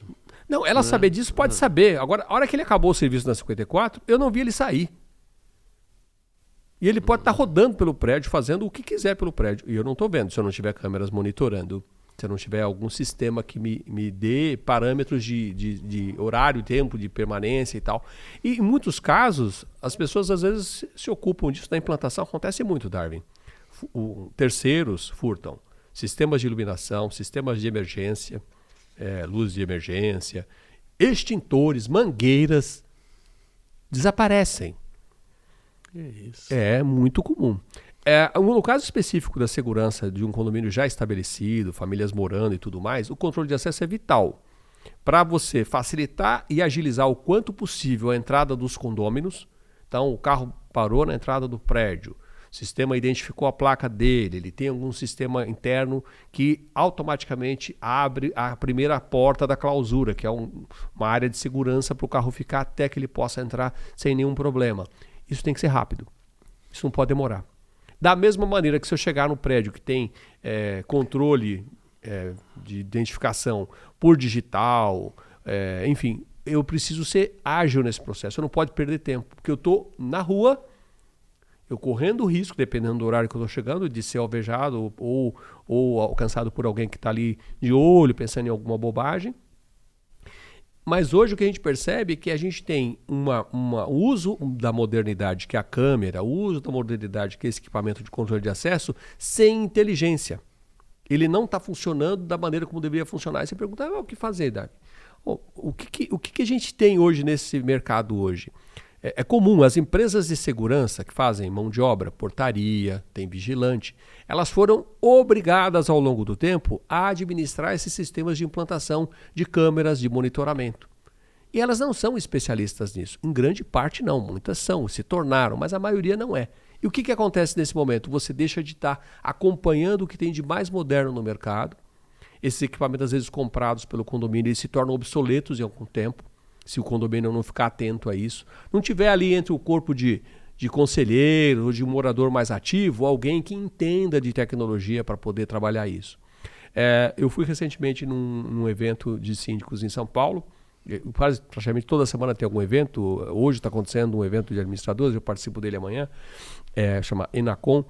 Esses eventos todos reúnem o que há de mais moderno em relação à tecnologia de uso de controle de acesso, identificação de pessoas, hoje a gente recebimento de encomendas, que é muito comum. A gente já tem as chamadas câmeras inteligentes Sim, hoje, né? E precisa que fazer são uso usadas delas. até no trânsito para identificar o cidadão, quer dizer, dentro de Nós tivemos aqui em Mogi, não sei se você lembra disso, um dos prédios mais nobres aqui da cidade, que foi invadido uma vez aqui. Me lembro. Lembra disso, né? Agora, esses invasores, eles adotam táticas muito próprias para determinado prédio, porque eles estudam antes a forma como penetrar e geralmente tem ajuda de alguém de dentro, né? O crime se diz que se chama crime organizado porque ele gasta muito tempo planejando e organizando a sua ação. Então, o que aconteceu recentemente num prédio de alto padrão em São Paulo é que quase 20 pessoas invadiram, 20 bandidos invadiram o condomínio, renderam moradores na garagem e iam subindo com eles até o apartamento, é bem sinal disso. Alguma informação privilegiada eles tiveram acesso. Por isso que é muito importante quando você contrata alguém para fazer orçamento, para fazer um serviço no seu apartamento, que seja uma pessoa responsável, idônea, que tenha referências. Às vezes as pessoas abrem as portas do apartamento para pessoas que elas não conhecem, não têm nenhuma ideia de onde vem, e as pessoas estão só observando o que está acontecendo no movimento do prédio, onde é que é a entrada, vê fragilidades. E um comentário que ele faça para algum grupo marginal que tem a intenção de acessar o prédio vira uma grande confusão. Eu já vivi isso. Vira o caminho, né? Já vira o caminho. Houve uma época aqui em Mogi que houve uma sequência de invasões a apartamento por jovens que se identificavam na portaria sabendo já para visitar uma unidade que eles sabiam que não tinha amigo ninguém. De fulano. E que não tinha ninguém. Tinham informação e que não tinha, naquele momento não tinham. E por algum motivo, pela lábia desse cidadão, liberaram a porta para esse jovem. E esse jovem entrava no prédio, ele conseguia abrir a porta do apartamento, roubava o que queria e saía do prédio e ninguém percebia. Até que um dia resolveram fazer uma operação policial envolvendo a captura desse marginal num prédio e os moradores foram usados como cobaia para esse processo. Do ponto de vista de entrou no prédio, não deixou ele, em tese, quase cometer o crime para depois prender. É um absurdo isso, mas enfim, já aconteceu. E quando eu falo isso, assim, as pessoas não se dão conta de que a segurança no prédio não é feita somente pela câmera, pela equipe de segurança do prédio, é feita pelo morador. Se o condomínio, se ele não tiver consciência desse papel, sabe, as pessoas que ele autoriza a entrar no prédio, aí depois de um período já não está mais circulando, vai lá e cancela o acesso limitado para as pessoas. E tem o problema do cidadão, do condômino, que não tem paciência de ser identificado na entrada do prédio, que muitas vezes é algo indispensável. O cidadão que está lá na portaria novo e pede uma identificação do cidadão, o cidadão sobe a serra com ele lá. Você não me conhece, tem a obrigação de me conhecer. São coisas eu pago o seu salário. Bem assim, né? né? Bem assim. E esse mesmo cara que pode ser um morador, ele pode ser um assaltante, né? Pode. Dando uma dura no cara novo que está lá na portaria exatamente para intimidar e fazer com que ele abra as portas, enfim. O caso que nós vimos faz o quê? 2 semanas lá, acho que a região de Santo Amaro, foi exatamente isso. Esperavam o cidadão na garagem, o camarada descia, tomavam já de cara o celular dele, para ele não ter como pedir socorro, ia para o apartamento dele, tirava tudo, deixava ele preso, isolado e continuava descendo para a garagem pegando gente. Ou seja, é muito ao mesmo tempo que parece uma fortaleza, é muito vulnerável, desde que a gente não tome os cuidados necessários. Estamos chegando no fim já das dores de cabeça aqui, vamos falar de outra coisa daqui a pouco. É rotina, viu, Darwin? Eu sei, é rotina. Imagino. De toda a natureza. Viu? Eu estou em dúvida se você é consultor da área de condomínio ou se é psicólogo, porque tem que ser psicólogo para resolver esse tipo O meu papel hoje, Darwin, está sendo como um mediador desse processo. Basicamente, não é tão dolorido como a gente sente, desde que a gente baixe a bola para entender. Então, o que eu mais percebo hoje é a incorporadora está desesperada porque ela não tem o tato necessário para lidar com o cliente num determinado momento da entrega do prédio ou por algum conflito que ela tem. A administradora sofre o impacto disso, o síndico sofre o impacto disso na hora da implantação, e eu entro nesse processo para tentar acalmar esses ânimos e preparar uma transição mais tranquila, mais serena, sem tanto conflito. Conflito vai ter, mas vai ser em menor intensidade. Agora, um outro sério problema que os condomínios enfrentam, e a gente vê isso também nas discussões de grupos de condomínios, é a questão do uso de drogas. Especialmente maconha. Muita gente está dentro de casa, costuma fazer uso da erva. Uso recreativo, né? Só que o cheiro daquilo, o cheiro da fumaça, da maconha, vai para o apartamento de baixo, onde tem uma criança, um bebê dormindo, uma criança que é obrigada a inalar aquilo lá. E aí o problema está criado. Existe isso de se resolver isso. Mas existe isso em todo lugar, Darwin. Até no ambiente de trabalho você tem isso. Até no ambiente de trabalho de várias empresas, organizações, elas lidam com isso. Eu até acredito que essa situação ela é muito mais social, da gente poder demonstrar não só os problemas que as drogas ilícitas causam, mas também de gerenciar isso. Porque o que a gente vê? O que a gente chama de crime organizado, que cresce no país por conta também do tráfico de drogas, alimenta isso e é alimentado por esse processo. Então, acho que é um problema mais social da gente discutir isso a fundo. No dia a dia, isso pode gerar mal-estar, pode gerar desconforto, mas tanto dentro do limite que a legislação permite, não há o que discutir, por mais que cause incômodo. Porque eu tenho vizinhos, eventualmente, que podem fumar cachimbo. E o cachimbo dele me incomoda. E é uma droga lícita. Um cara que fuma num ambiente do apartamento dele em que acaba saindo para o corredor. Eu estou lá esperando o elevador, estou sentindo aquele cheiro. Então, é uma questão mais difícil de você buscar saídas, né? Tem que pedir, apelar às pessoas. É um processo de conscientização, de comunicação, de você tentar causar o menor transtorno possível às pessoas que moram no prédio. Afinal, o que é que o prédio pode ou não pode proibir? Darwin, o prédio não é diferente de nada do que está fora dele. O que vale aqui fora, vale lá dentro. O problema das pessoas é imaginar que o condomínio pode mais ou pode menos do que pode aqui fora. Onde eu infrinjo a lei dentro do condomínio, eu infrinjo a lei fora dele também. E tem pessoas que às vezes só se comportam no condomínio e fora dela fazem um absurdo, ou o contrário. Se tornam valentes para burro, fazem agressões absurdas dentro do condomínio e lá fora são anjos. A lei vale a mesma lei. As regras de uso do condomínio podem ser ajustadas de acordo com a característica do prédio, de acordo com as pessoas que vão morar ali. E se forem votadas e aprovadas, viram, entre aspas, lei também.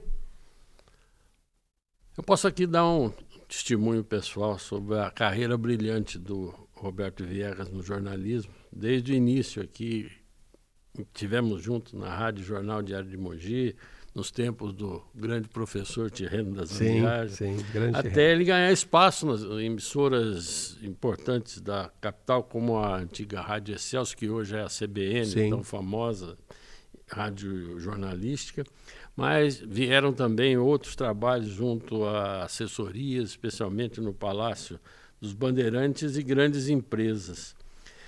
Fala um pouco da sua vivência no mercado imobiliário e de que forma ser jornalista colaborou com essa trajetória. Eu aproveito aqui para colocar aqui a pergunta do Rosivaldo Santos, que diz que te conhece desde os anos 80 e nos anos 90 acompanhava você no Diário de Mogi.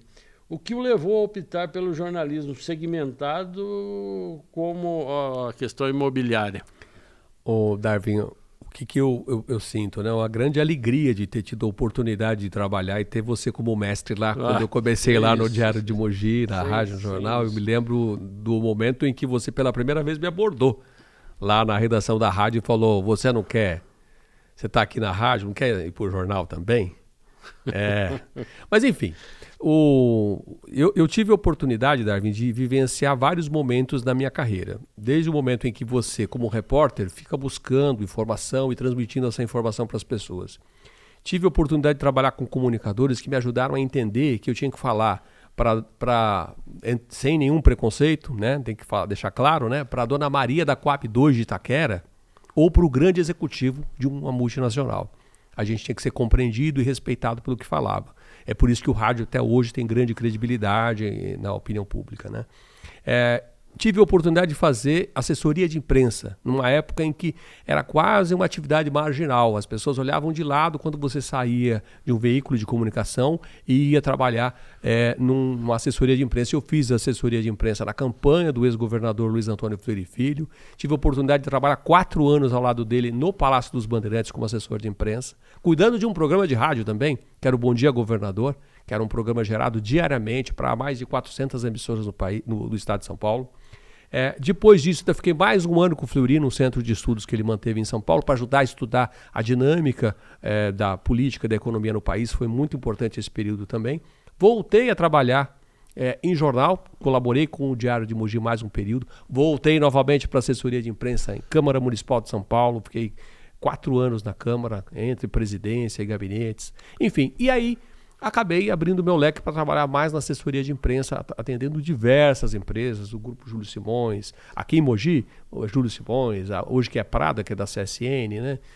Que era na época a Inal, a Valtra Tratores, os grandes players da cidade, empresas da cidade, eu colaborei, inclusive a Elbor nesse período, até que houve um convite para que eu me tornasse um profissional dedicado à Elbor. Fiquei atuando com a Elbor durante 25 anos, durante 12 desses anos eu fiquei atuando diretamente na área de comunicação dentro da empresa, fui diretor de assuntos corporativos, vivenciando esse momento dos condomínios, na relação com clientes. Então o meu expertise nesse processo foi captar o meu conhecimento de jornalista, traduzir de uma maneira mais tranquila para as pessoas a informação, tentar traduzir também o que eu ouvia dos clientes para a alta direção da empresa para poder validar determinadas medidas. Ou seja, eu acabava atuando como jornalista do mesmo jeito, como atuo até hoje, né? Então hoje, como consultor, eu tento levar essa experiência de que comunicação é tudo.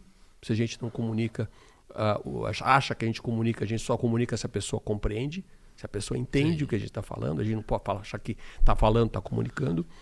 De entender que esse mercado é muito dinâmico, ele precisa de cada vez mais soluções novas e tem que estar atrás delas também. Eu estou aqui, estou fazendo uma viagem. Enquanto a gente mostra aqui algumas fotos do Roberto Viegas em atividade, com palestras e outras ações em São Paulo, eu estou me lembrando aqui no tempo que o Roberto Viegas assumiu a editoria nacional do jornal aqui na cidade, e logo em seguida ele passou, era uma editoria nova que tinha se criado aqui, o Roberto lá no Secov, tinha se criado naquele momento, a gente estava ainda implantando o noticiário nacional dentro do jornal, e explode o quê? Plano Collor, que foi aquela loucura completa de tomar o dinheiro do povo e se adotar o RV. Eu estava na Excelsior nessa época, na Globo Excelsior. Né? Mas aí você tinha que traduzir aquelas enormes quantidades de notícias que chegavam pelo teletipo, acho que era da Agência Estado, não era? O que acontece, Darby? Na verdade, não foi o cruzado aí, ainda era o plano do Sarney. Era o plano, como é que chamava? Era o cruzado? Plano Sarney, não era foi? Era o plano cruzado? Era o cruzado. Não, o cruzado veio com... Plano Cruzado. Plano Cruzado, do Sarney. É esse mesmo.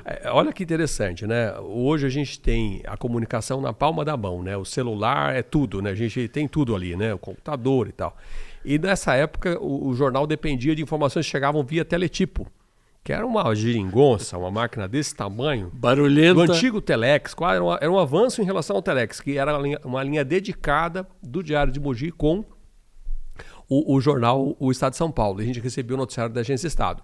E aquela máquina funcionava ali, fazendo um barulho enorme. Eu chamava de metralhadora, né? Ela ficava num ambiente confinado ali, fazendo um barulho danado. Darwin, eu vou te contar uma coisa que eu já falei várias vezes aqui para pessoas da cidade. Antigo 17º Batalhão, aqui na região aqui perto de Xangai, no centro. A Associação Comercial de Mogi. Eram minhas salvadoras, né, os plantões dessas duas instituições, quando por algum motivo o sistema caía.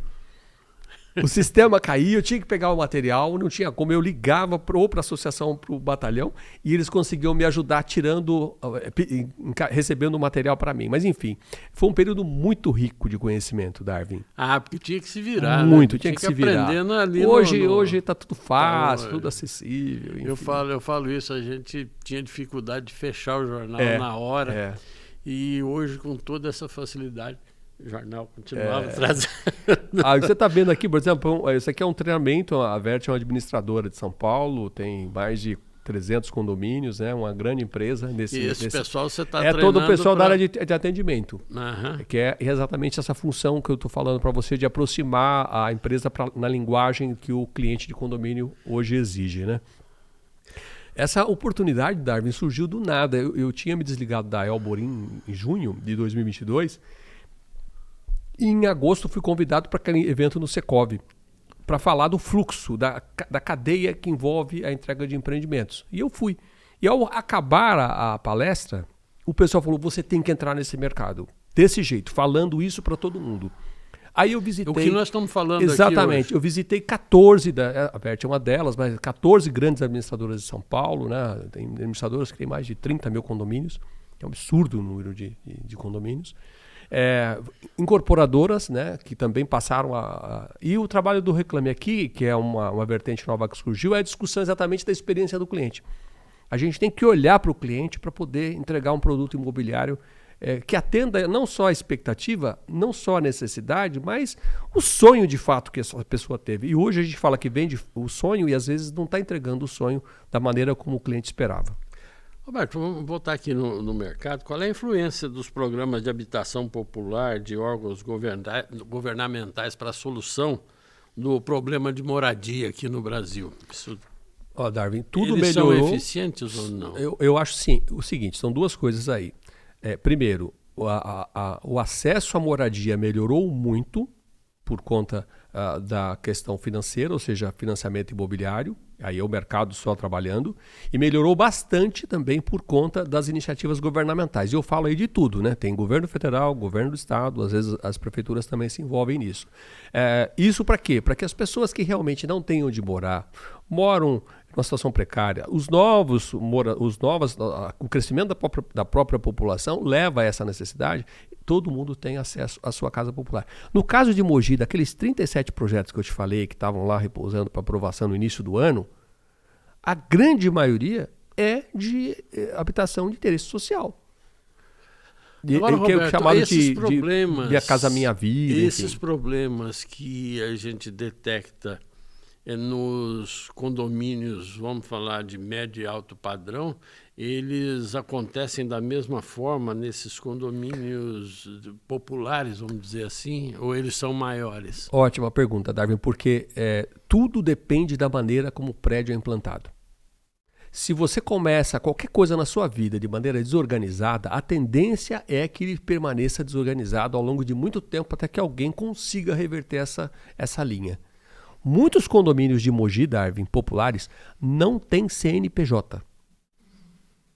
O CNPJ é o que caracteriza o condomínio como uma instituição, quase uma empresa, que dá a ela o direito de ter conta bancária, de assinar contrato. Imagine um condomínio sem CNPJ. Existe condomínio em Mogi sem CNPJ. A VCB, então... Então, imagine a regularidade dele. O auto de verificação do Corpo de Bombeiros. Incrível, né? Se você não tem o mínimo que é a sua regularidade. Agora, você tem problemas de relacionamento nesses condomínios? Tem também. Graves, né? Eu tive a oportunidade de tratar desse assunto já em algumas oportunidades. Eu sinto o seguinte, que falta um trabalho mais específico, voltado a entender o que nós vamos ter daqui a alguns anos nesses condomínios. Tem uma avenida enorme ainda para ser explorada dentro dessa área de condomínios, no sentido de auxiliar a se resolver problemas. Os problemas que estão surgindo, os problemas que a gente precisa resolver e os novos que vão surgir, a gente tem que antever. Roberto, por conta de tudo isso, por conta disso que está crescendo o número de contratação de síndicos profissionais para cuidar da gestão dos condomínios? Sim. O que é o síndico, Darwin? Pela responsabilidade dele, se espera uma dedicação maior dele. E o síndico morador, que era um modelo que a gente tinha durante muito tempo e ainda predomina na maioria dos condomínios, ainda caindo cada vez mais em relação a isso, está perdendo espaço para o síndico profissional. Esse síndico, ele dedicava um horário vago dele para cuidar do condomínio. As demandas no condomínio hoje são tantas que eu preciso de alguém que tenha mais tempo dedicado ao condomínio. No caso da implantação, é dedicação total. Eu preciso de alguém que esteja atento o tempo todo a tudo que está acontecendo naquele primeiro momento do condomínio. Por isso que as incorporadoras sempre sugerem que seja eleito um síndico profissional. Aí esse síndico profissional ele tem capacidade de pegar 3, 4, 5 prédios. Mais que isso, sozinho ele não consegue gerenciar e dar a mesma atenção. O que ele faz? Ele cria uma estrutura profissional, vai treinando gente. Então tem empresas aqui mesmo em Mogi que tem 60 condomínios administrados. Agora, Roberto... Em São Paulo tem gente que tem 200. Eu tenho empresas que eu já fiz palestra, empresas que tem 200 condomínios que eles gerenciam. Agora, Roberto, na sua avaliação, o cliente do mercado imobiliário é bem tratado pelas incorporadoras e construtoras?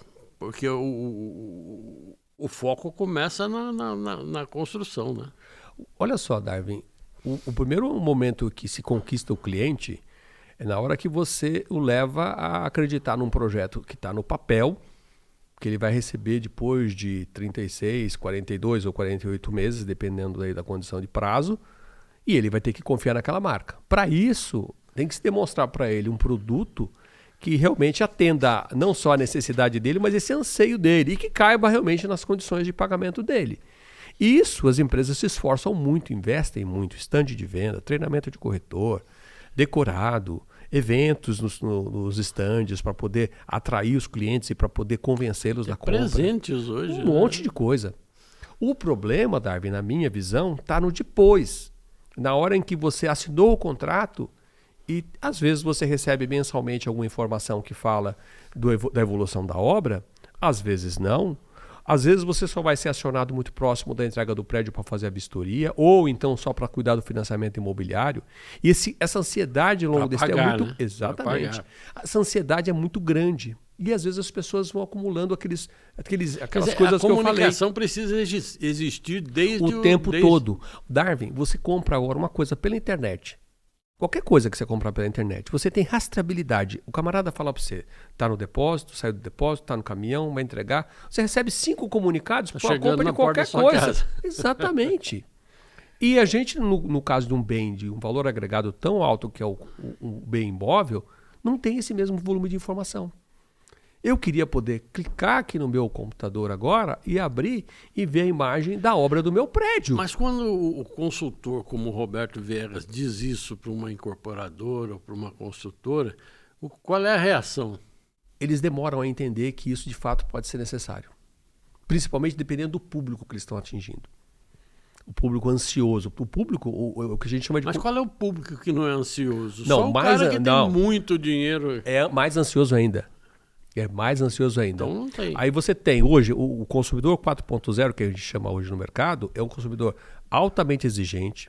Ele pesquisa muito, ele sabe mais do seu produto do que você mesmo, às vezes. Ele sabe da concorrência, ele visitou outros estandes, ele conheceu outros prédios, outros produtos. Esse consumidor, ele compara o seu com um dos outros, ele troca informações com pessoas do grupo dele sobre que tipo de produto ele está para adquirir ou não. E isso, depois que ele compra, se ele não tiver o mesmo tratamento, ele vai se distanciando da marca para ser reconectado a ela na época da entrega. Isso às vezes funciona bem, se a entrega foi bem sucedida, se a obra está em ordem, se o apartamento dá certo, se ele pega o financiamento, se dá tudo certinho para ele, beleza. Se der qualquer ruído, aí é todo o processo para ele. Complica mais ainda. Exatamente, todo o processo. Tudo aquilo vira um complicador. Essa ausência de informação. Eu acompanhei implantação de prédio o ano passado em São Paulo, Darwin, em que o prédio foi entregue, mas as ligações definitivas de energia não eram feitas. Nossa. O trauma do cliente era tão grande quanto a obra. Sim. Ou seja, ele ligava para ele, que é a concessionária. Um pouco pior, né? Porque ele está lá dentro, está morando num lugar que ele está com a chave na mão, mas não consegue mudar porque não tem energia elétrica na unidade dele. Roberto, e o financiamento imobiliário para quem vai construir, para quem vai comprar? O que a gente tem hoje, o que a gente poderia melhorar nessa questão? Olha, Darwin, acho que nunca a gente viu tanta discussão no país hoje de Supremo Tribunal Federal, que todo mundo sabe o que é, como funciona, sabe quem é, sabe escalar, e taxa de juros. A reunião do Copom virou um evento, né? Todo mês a gente sabe que vai se reunir. Que e a ata do Copom, evento. Outro evento também, para saber qual é a tendência, qual é a justificativa, enfim. O que eu imagino, Darwin? As fontes de financiamento, elas estão se reciclando em relação ao financiamento imobiliário. Porque o dinheiro da poupança, que era o grande financiador do desenvolvimento imobiliário no país, ele está caindo. As pessoas estão depositando menos, estão mantendo menos dinheiro na poupança, o governo tem menos dinheiro da poupança para liberar para esse tipo de financiamento. Até porque existem outras formas de poupar ou de se investir o dinheiro com maior rentabilidade, claro. E aí, nesse caso, vem a criatividade do mercado, do próprio setor imobiliário, de buscar alternativas para financiar o seu próprio crescimento. Porque, primeiro, você tem que levar em consideração isso. O empreendedor, por mais capitalizado que seja, ele não coloca todo o dinheiro dele no empreendimento.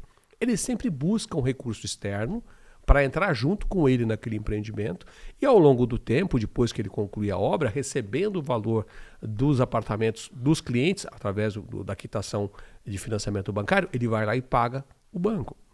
Então, o problema é encontrar parceiros que possam entrar no empreendimento junto com você. Sócios, empresas, fundos, letras imobiliárias, que agora vão ser tributadas também por conta da mudança que houve recente no IOF, vai sobrar para as letras imobiliárias.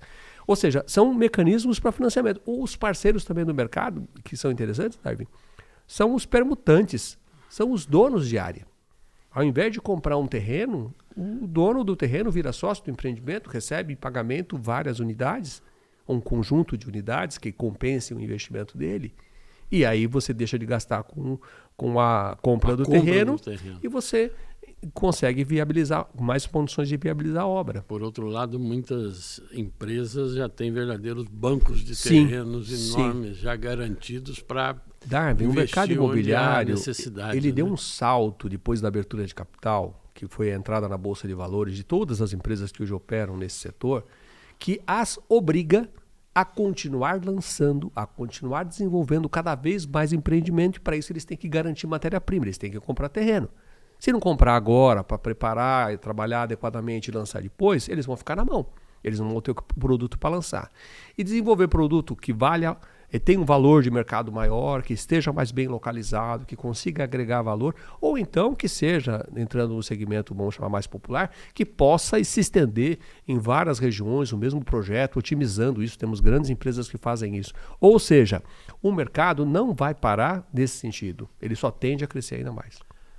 Bom, já falamos muito aqui de mercado imobiliário, condomínio. Vou falar um pouco do Roberto Viegas agora. Quem é o Roberto Viegas? Onde é que ele nasceu? O Roberto é de Ferraz de Vasconcelos? Não. Eu sou nascido em São Paulo, nasci na Penha. Dias atrás eu passei em frente à igreja de Nossa Senhora da Penha. Você morou muito tempo em Ferraz? Morei em Poá. Poá. Meu pai mora em Poá ainda, minha mãe já é falecida recentemente e mora em Poá. Inclusive, é engraçado, né? A distância de Poá para cá é muito pequena, dá 18 quilômetros, né, de distância, né? E Só. Que é isso? Só, de carro, só 18 quilômetros. Não. Aí dias atrás eu falei pro meu pai, vou almoçar em casa, aí você vem a pé? Porque recentemente a Mônica, que é minha mulher, eu e ela fizemos um caminho de Santiago de Compostela, em que a gente andava cerca de 20 km por dia, né? Então, aliás, a gente tem foto disso aí. O Poá é perto. Nós viemos para Poá, eu tinha 10 anos, e fiquei em Poá até me casar. E acho que foi 10 anos mais ou menos fiquei lá. Essa aqui foi em Santiago de Compostela, foi a chegada em frente da Catedral de Santiago. Né? E você fez a partir da França? Nós fizemos uma parte do caminho. Darwin, o caminho de Santiago é gigante. Sim. É quase 800 quilômetros, ou um pouco mais que isso. Nós pegamos um trecho que cabia no nosso tamanho, né? A nossa capacidade física de fazer o caminho. A capacidade física e o tempo, né? E o tempo. Então, esse trecho aqui tempo disponível. É um trecho que nós fizemos, foram 10 dias aqui. Mas foi bem mais difícil. Eu já tinha feito no ano anterior um trecho do caminho português, também mais ou menos uns 200 quilômetros. Mas foi mais leve. Você saiu de onde? No primeiro saímos de Ponte de Lima, em Portugal, atravessamos 12 localidades, entramos na região da Galícia até chegar no Santiago. Aqui nós viemos pelo caminho de Ponte... Mônica, me ajuda? Pontevedra. Ponferrada. O caminho francês nós pegamos já a partir da Espanha, em Ponferrada, e foi um caminho bem mais puxado, muita subida, mas lugares maravilhosos, Darwin. Eu acho que a grande experiência, aí você fala assim, o que é e tal, qual a grande experiência de uma viagem dessa? É você imaginar que você tem que confiar na possibilidade, na sua capacidade de superar desafio. Porque andar 20 km por dia, ou 25, como nós chegamos a fazer, numa condição totalmente mochila nas costas, andando com os bastões, caminhando, às vezes com chuva, às vezes com frio, às vezes com uma temperatura bem agressiva de manhã, e falar, eu consigo, desde que eu me dedique a cumprir a missão de dar um passo seguido do outro e chegar no meu destino. Agora, tem esse tipo de constatação, de mudança. Agora, há quem diga que ao se fazer o caminho, sim, você muda espiritualmente. Eu acho que você se abre mais para entender você. Porque você caminhando, você mesmo fizemos juntos o caminho, mas a gente não fica conversando o tempo todo. Você fica em silêncio com você mesmo. Então você vai refletindo. Eu tive a oportunidade de fazer o primeiro trecho do caminho ano passado, pouco depois da morte da minha mãe. E ela me acompanhou a viagem inteira. Porque eu fui lembrando toda a minha infância, meus pais são imigrantes nordestinos, então eu fiquei imaginando toda a dificuldade que eles tiveram para garantir para mim o que eu pude fazer, né, para chegar aonde eu estou hoje, né? E curiosamente, Darwin, é uma coisa que me marca, a primeira cidade que nós fizemos desse caminho português é Ponte de Lima, uma cidade bem medieval, bem antiga. E eu visitava sempre as igrejas no lugar. As igrejas são maravilhosas. Visitava. E aí entrei numa igreja, aqui as igrejas a gente tem que pedir para deixar aberto, né? Eu vi a prefeita falando, a prefeita Amara pedindo pro padre para deixar a igreja aberta. Lá todas estão abertas. Então, em Ponte de Lima, entrei numa igreja pequena, centro da cidade, me identifiquei com a igreja, fiquei um pouquinho, rezei. Na saída, eu queria saber o nome da igreja, não tinha visto marcado. Aí vi anotado assim num painel assim com os recados da igreja, o nome Igreja de Nossa Senhora Maria dos Anjos. Era o nome da minha mãe. Então me deu um significado ainda maior, que a primeira igreja que eu visitei naquele passeio levava o nome da minha mãe. E aí, ao longo do caminho, a gente foi vivendo experiências de conversas com pessoas que você nem imaginava encontrar, né? Poucos brasileiros, muita gente de fora, mas todos envolvidos pelo mesmo espírito, né? Dormindo em albergue, ou seja, na condição de dormir num salão com mais de 20 pessoas que você nunca imaginou compartilhar, a não ser na excursão de escoteiro, se você participou um dia, né? Mas enfim, para nós foi uma experiência muito bacana, muito boa mesmo. Pois é, eu não visitei Santiago de Compostela, mas eu tive a oportunidade de acompanhar pelo jornal, pela internet, a visita do padre Alessandro Campos. Sim, o padre Alessandro Campos foi fazer esse passeio e a gente combinou. Vamos acompanhar a sua ida da França até Santiago de Compostela. E eu ficava encarregado de receber algumas dicas que eles me davam. Foram ele mais dois amigos, companheiros de conjunto que toca com ele nas celebrações aí, e eles foram e esse pessoal ficava encarregado de, no final de cada dia, me passar um resumê lá do que tinha acontecido. E eles falavam, fui na igreja tal, é linda tal, e aí eu ia para a internet buscar o que era a igreja tal que eles tinham ido, e conseguimos fazer uma bela cobertura da visita, e a gente foi angariando conhecimento sobre isso, né? Não só conhecimento, mas muita gente passou a acompanhar a epopeia diariamente e fazendo comentários e tudo mais. E é uma epopeia mesmo. Foi uma experiência muito marcante que eu acabei vivendo sem estar lá em Santiago de Compostela. A chegada foi apoteótica e tal, aquela história que eu falei, depois parecia. Mas eu acho que a gente tem que transformar uma experiência dessa de vida, compartilhada da mesma maneira com outras pessoas, para entender que há um mundo enorme aí para a gente conhecer, viver. Roberto aqui... Esse aqui é do meu casamento com a Mônica Casoni, advogada. Ali no fundo, Darwin, você acredita que o mestre de cerimônia do casamento foi o Márcio Raskorski, que é hoje um dos maiores especialistas nesse mercado de condomínios, é meu padrinho de casamento então agora, né? E é um grande amigo, né?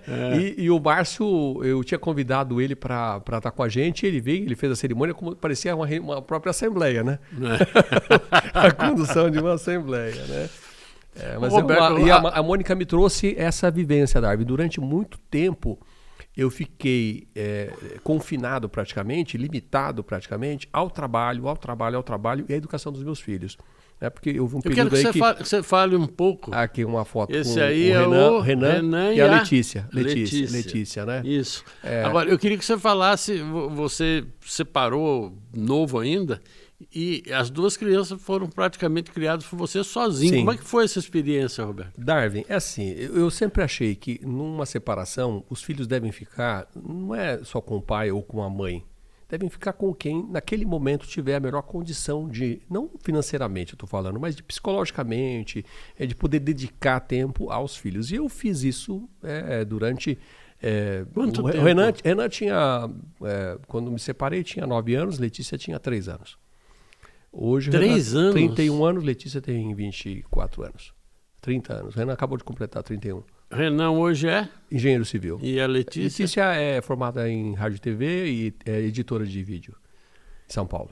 E como é que foi essa experiência, Roberto? Porque é uma experiência impressionante, assim, né? Não, Darwin, hoje talvez não para quem já viveu. É, mais comum. Na época que ela tinha quantos anos? 3 anos. 3 anos. E como é que você fazia para cuidar disso? Eu tinha assessoria, né, Darwin? Eu acordava mais cedo para poder dar conta. E foi um dos períodos mais complicados da minha vida profissional. Coincidia. Eu tinha empresa, tinha assessoria de imprensa, fiz a campanha do ex-prefeito Jundiaí à reeleição, naquele período. Tanto é que tem uma história muito legal. Conta. Eu me comprometia sempre com eles, né? Olha, agora eu preciso me dedicar a isso. Então eu saía de manhã, levava os dois para a escola, deixava a Letícia na escola, às vezes ela ficava integral. O Renan, às vezes eu conseguia pegar na hora do almoço para almoçar com ele, às vezes não. Aí no final do dia eu pegava a Letícia na escola, levava ela para casa, às vezes dava banho nela junto com uma pessoa que ia acompanhá-la e saía para acompanhar algum evento do Jundiaí ainda. E voltava à noite. Então era um inferno. Aí eu me comprometi. Acabou a eleição, ele vai se eleger no primeiro turno, tá tudo indicando. Quando acabar, domingo à tarde, acabou. Aí... Sou de vocês. Aí me falaram, não, tem que acompanhar uma entrevista do prefeito amanhã, sei que já acabou o contrato e tal, no Bom Dia São Paulo. Aí eu fui. E para falar para eles que eu ia deixar de acompanhá-los ali, eu fui. Aí, quando eu voltei desse lugar... Não saí mais, não quis fazer mais nada, tive que ficar por conta deles. Teve um dia dos pais nessa mesma campanha que eles esconderam a chave da casa para eu não sair de casa naquele dia. Ou seja, foi uma vivência muito intensa, Darwin, né? E a gente busca da melhor forma possível praticar menos erros e ter mais acertos. O que a gente espera numa experiência como essa é ter, como você também, que tem filhos, formar pessoas responsáveis, que tenham uma trajetória profissional sucesso, que sejam felizes. Tanto é que nos últimos anos, e eu falo isso porque a Mônica me trouxe para esse novo mundo, vamos chamar assim, né? Eu passei a cuidar mais de mim. Passei a me dedicar mais do meu crescimento pessoal, das minhas experiências de vida. A gente dedicou boa parte da vida para os filhos. Mas dedicou também uma parte muito grande ao trabalho. Né? Eu sempre fui muito intenso. O Márcio, no meu próprio casamento, dias atrás eu encontrei, ele falou, o Viegas era muito Caxias. Por quê? É questão de responsabilidade. Fazer bem feito, acompanhar. Né? Roberto, mas qual foi a maior dificuldade que você enfrentou nesse período todo? Foram quantos anos? 12, 13 anos. Aí depois eles já adolescentes, já mais adultos, o Renan foi estudar fora, a Letícia também foi estudar em São Paulo, então mudou o fluxo, né? Então foram uns 15 anos praticamente. 15 anos. 15 anos. Era PAN, né? Chama? Pai e mãe. Você sabe que na época em que aconteceu, logo depois que eu levava, eu cheguei a levá-los para eventos comigo. Em vários lugares, né? Eventos corporativos que eu acompanhava, entregas de prédio que eu fazia para ela, eu levava às vezes a Letícia. E tem uma cena muito bacana que que tem uma foto, pena que eu não consegui separar essa foto, né?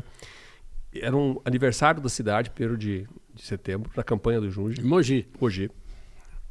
E aí o prefeito, tradicionalmente, tem que ir lá no hasteamento da bandeira, ali na frente da prefeitura e tal, e o Junge ia fazer isso, né? E aí eu me organizei, tava cedo, 5 da manhã ali, os jornais, tentava separar as últimas coisas e tal. E aí eu tô saindo de casa e deixei uma pessoa encarregada de plantão para acompanhar a Letícia, o Renan dormindo, já era adolescente. E aí ela acorda, com 3 anos e pouco, né? Com uma chupeta na mão, uma fralda estendida lá, naquela coisa de criança, né? Onde você vai, né? Não, eu vou sair, vou ali, já volto. Não vai não, eu quero você e tal. E aí eu peguei, não tive alternativa, né? Troca a roupa da Letícia rápido e bota lá no carro e vamos junto, levando a babá junto. Aí eu deixo as duas no carro e vou acompanhar a solenidade e tal. Aí no meio de o prefeito atender, antes de atender a imprensa, aí eu olho pro carro e vejo ela esguelando lá, gritando lá, desesperada no carro. Aí eu pego ela no carro para acalmá-la e vou para a coletiva acompanhar a coletiva. A foto documentada naquele momento mostrou eu com a Letícia no colo ao lado do prefeito e ele na coletiva. Então é uma relíquia. É muito bacana. E vai ser muito interessante ela tomar conhecimento disso agora que já está. Não, ela sabe da história, já sabe da história. Muito bem.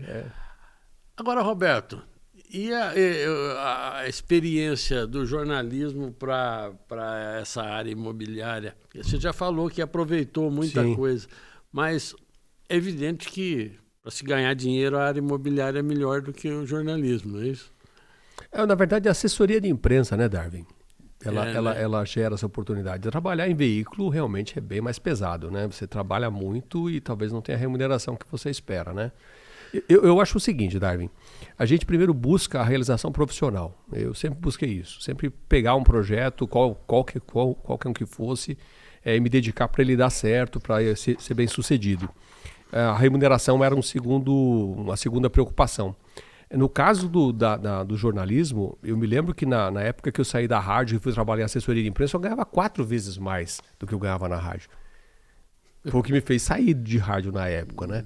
E hoje, nesse processo que eu estou de prestar consultoria, a gente está buscando a mesma coisa. Ajudar a desenvolver as soluções, criar as alternativas necessárias para que as empresas possam lidar melhor com esses conflitos de condomínio, implantação de prédio, gestão de cliente e, ao mesmo tempo, conseguir fazer isso de maneira saudável, né? Vamos jogar o QR Code do Roberto aí em primeiro plano, enquanto a gente vai conversando aqui. Roberto, e o futuro? O futuro tá aí, Darwin. Não vai fazer igual o Henrique. O Henrique Borges, você esteve aqui, eu perguntei para ele, seu Henrique, depois de tanta coisa, e o futuro? Ele falou, o futuro é o São Salvador. Olha que interessante. O seu Henrique é uma figura extraordinária, Darwin, porque foi ele que me trouxe para esse mercado dessa maneira. Não só porque eu prestava serviço de assessoria para a Elbor, mas foi assim. Até é curioso contar essa história, porque mostra exatamente a minha relação com isso. Eu tinha levado para o seu Henrique um projeto para fazer um jornal interno na Elbor, chamado Elbor News. Aí ele gostou da ideia. Existiu por muito tempo, né? Muito tempo. Acho que mais de 20 anos. Aí ele pegou e falou assim, você faz? Faço. Aí eu fazia o jornal. E ele tinha uma prática, até acho que hoje tem ainda, de aos sábados receber pessoas no escritório. E eu ia aos sábados falar com ele. E aí eu fui acompanhar uma entrega. Então o escritório dele não estava no 14º. Não, hoje é o Urupema, hoje lá no centro, né? Aí, numa das entregas, que foi de um prédio chamado Elbor Bela Vista, aqui no centro, eu fui na entrega do prédio, vi, aí documentei, entrevistei pessoas e tal, para fazer a edição do próximo jornal. Aí ele falou, você foi na entrega? Fui. Você gostou? Eu falei, gostei, mas tá faltando alguma coisa, seu Henrique. Ele falou, tá faltando o quê? Tá faltando alguém que fale em nome da Elbor, seu Henrique. Imagine um prédio daquele tamanho, o pessoal tudo feliz lá. Eu só vi o pessoal da administradora falando, não, tem que passar um período chato, tem que eleger o síndico, é burocrático, não sei o que e tal. Ficou uma reunião pesada e ninguém falou da Elbor. Ele falou, você faz isso? Eu falei, nunca fiz. Ele falou, você faz isso? Eu falei, faço. Então tá bom, você vai fazer a partir de agora. Aí eu comecei a fazer as entregas da Elbor. Só as entregas. Ia na assembleia de condomínio e abria a reunião, explicava o que era, como funcionava e tal, e agradecia a confiança dos clientes.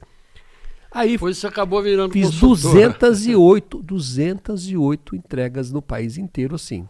E era tudo simples, Darwin, era comum, era pequeno, um prédio de 40 apartamentos, tal, era o típico prédio. E a Elbor foi crescendo. E os prédios crescendo, com o público cada vez mais complexo, e eu passei a lidar com os conflitos internos. Foi aí que eu passei a ser interno da Elbor. Fui contratado para ser funcionário da Elbor. Porque aí os conflitos aumentaram. Os problemas naturais do mercado, né? As dificuldades que as incorporadoras enfrentam. Isso tudo que a gente conversou tudo que a gente aqui. Conversou também. Bom, e agora? Não, e agora o projeto meu é exatamente poder desenvolver cada vez mais essa relação com as incorporadoras, com as administradoras, com os síndicos, com as instituições, né? Eu tenho falado muito e feito trabalhos, fiz esse mês já uma palestra num evento grande da ABIC, que é a Associação das Administradoras de Bens Imóveis e Condomínios. Tinha mais de 450 pessoas nesse evento, falando de reputação, que é uma coisa muito importante para a imagem de quem trabalha com condomínio, porque é muita cobrança sobre a credibilidade dessas empresas. E tem, né? picareta também. Por isso que eu estou falando que é importante você zelar pela sua reputação. E com o Secov, onde eu vou estar amanhã no evento da Enacom, que é um evento também voltado para administradoras. Né? Eu sinto o seguinte, Darwin, o momento do mercado é de discutir alternativas que melhorem essa relação com o cliente. Vai depender. A gente já viu aqui que o caminho é enorme. Né? E outra, e isso para todos os lados, mercados, públicos, tipo de produto, das carências, das necessidades, enfim. Mas, acima de tudo, de criar uma condição mais saudável. Porque às vezes é meio desumano. Os síndicos passam por situações muito ruins, as administradoras também, as pessoas que trabalham em condomínio também, e os condôminos, por sua vez, também passam situações muito desagradáveis nos condomínios, porque não foi trabalhado esse processo de integração, de entender como funciona, de orientar as pessoas. Vai ter problema? Vai ter. Em algum momento vai ter gente que vai ultrapassar o limite da orientação que está sendo dada, vai criar dificuldade, mas aí espero que seja exceção.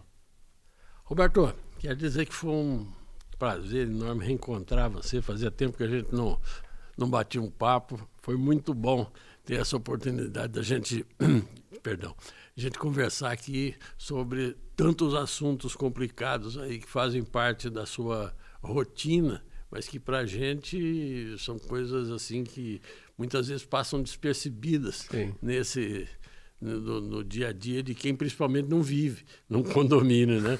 Mas muito obrigado pela sua participação, por esses esclarecimentos importantes. Eu registro aqui a Arlete dizendo que foi muito relevante a entrevista. E o Pedro Henrique Miranda fala aqui: um prazer ouvir o Viegas. Tive a oportunidade de conhecê-lo na Elbor. Grande profissional, conhece muito do mercado imobiliário. Obrigado. Darwin, eu agradeço muito o convite, né? E eu, dias atrás, fui olhando coisas antigas minhas, né? Quando a gente começa, o tempo vai passando, você vai lembrando das coisas e outras coisas tem que ficar revirando para achar, né? Eu achei um livreto com que os funcionários que eu tinha na minha equipe na Elbor guardaram para mim e juntaram um aniversário para mim, né? Uma coletânea de frases que eu falava. E eu gostava de brincar muito com as pessoas por conta disso, né? Então era: eu vou, mas eu volto, e isso não é uma ameaça. Então, Darwin, é um prazer estar aqui com você. E não é uma ameaça. Pode me convidar que estarei aqui de volta, e isso não é uma ameaça. Muito bom. Eu queria lembrar aqui aquelas pessoas que chegaram no meio do programa ou que não tiveram a oportunidade de assistir, que vão tomar conhecimento dessa nossa conversa, que esse programa vai ficar disponível no canal dos estúdios RTV e da Rádio Itapetí FM no YouTube e também no Facebook e Instagram do DVCast. Agradecer mais uma vez aqui as parcerias da Revista A, do Vanguarda Alto Tietê, do Gazeta de Guararema e de todos aqueles que estiveram conosco nesta manhã. Segunda-feira, depois da Maratona do Divino, foi muito bom conversar com o Roberto aqui, mas a gente volta na semana que vem com um novo entrevistado. Até lá e uma boa semana para todo mundo.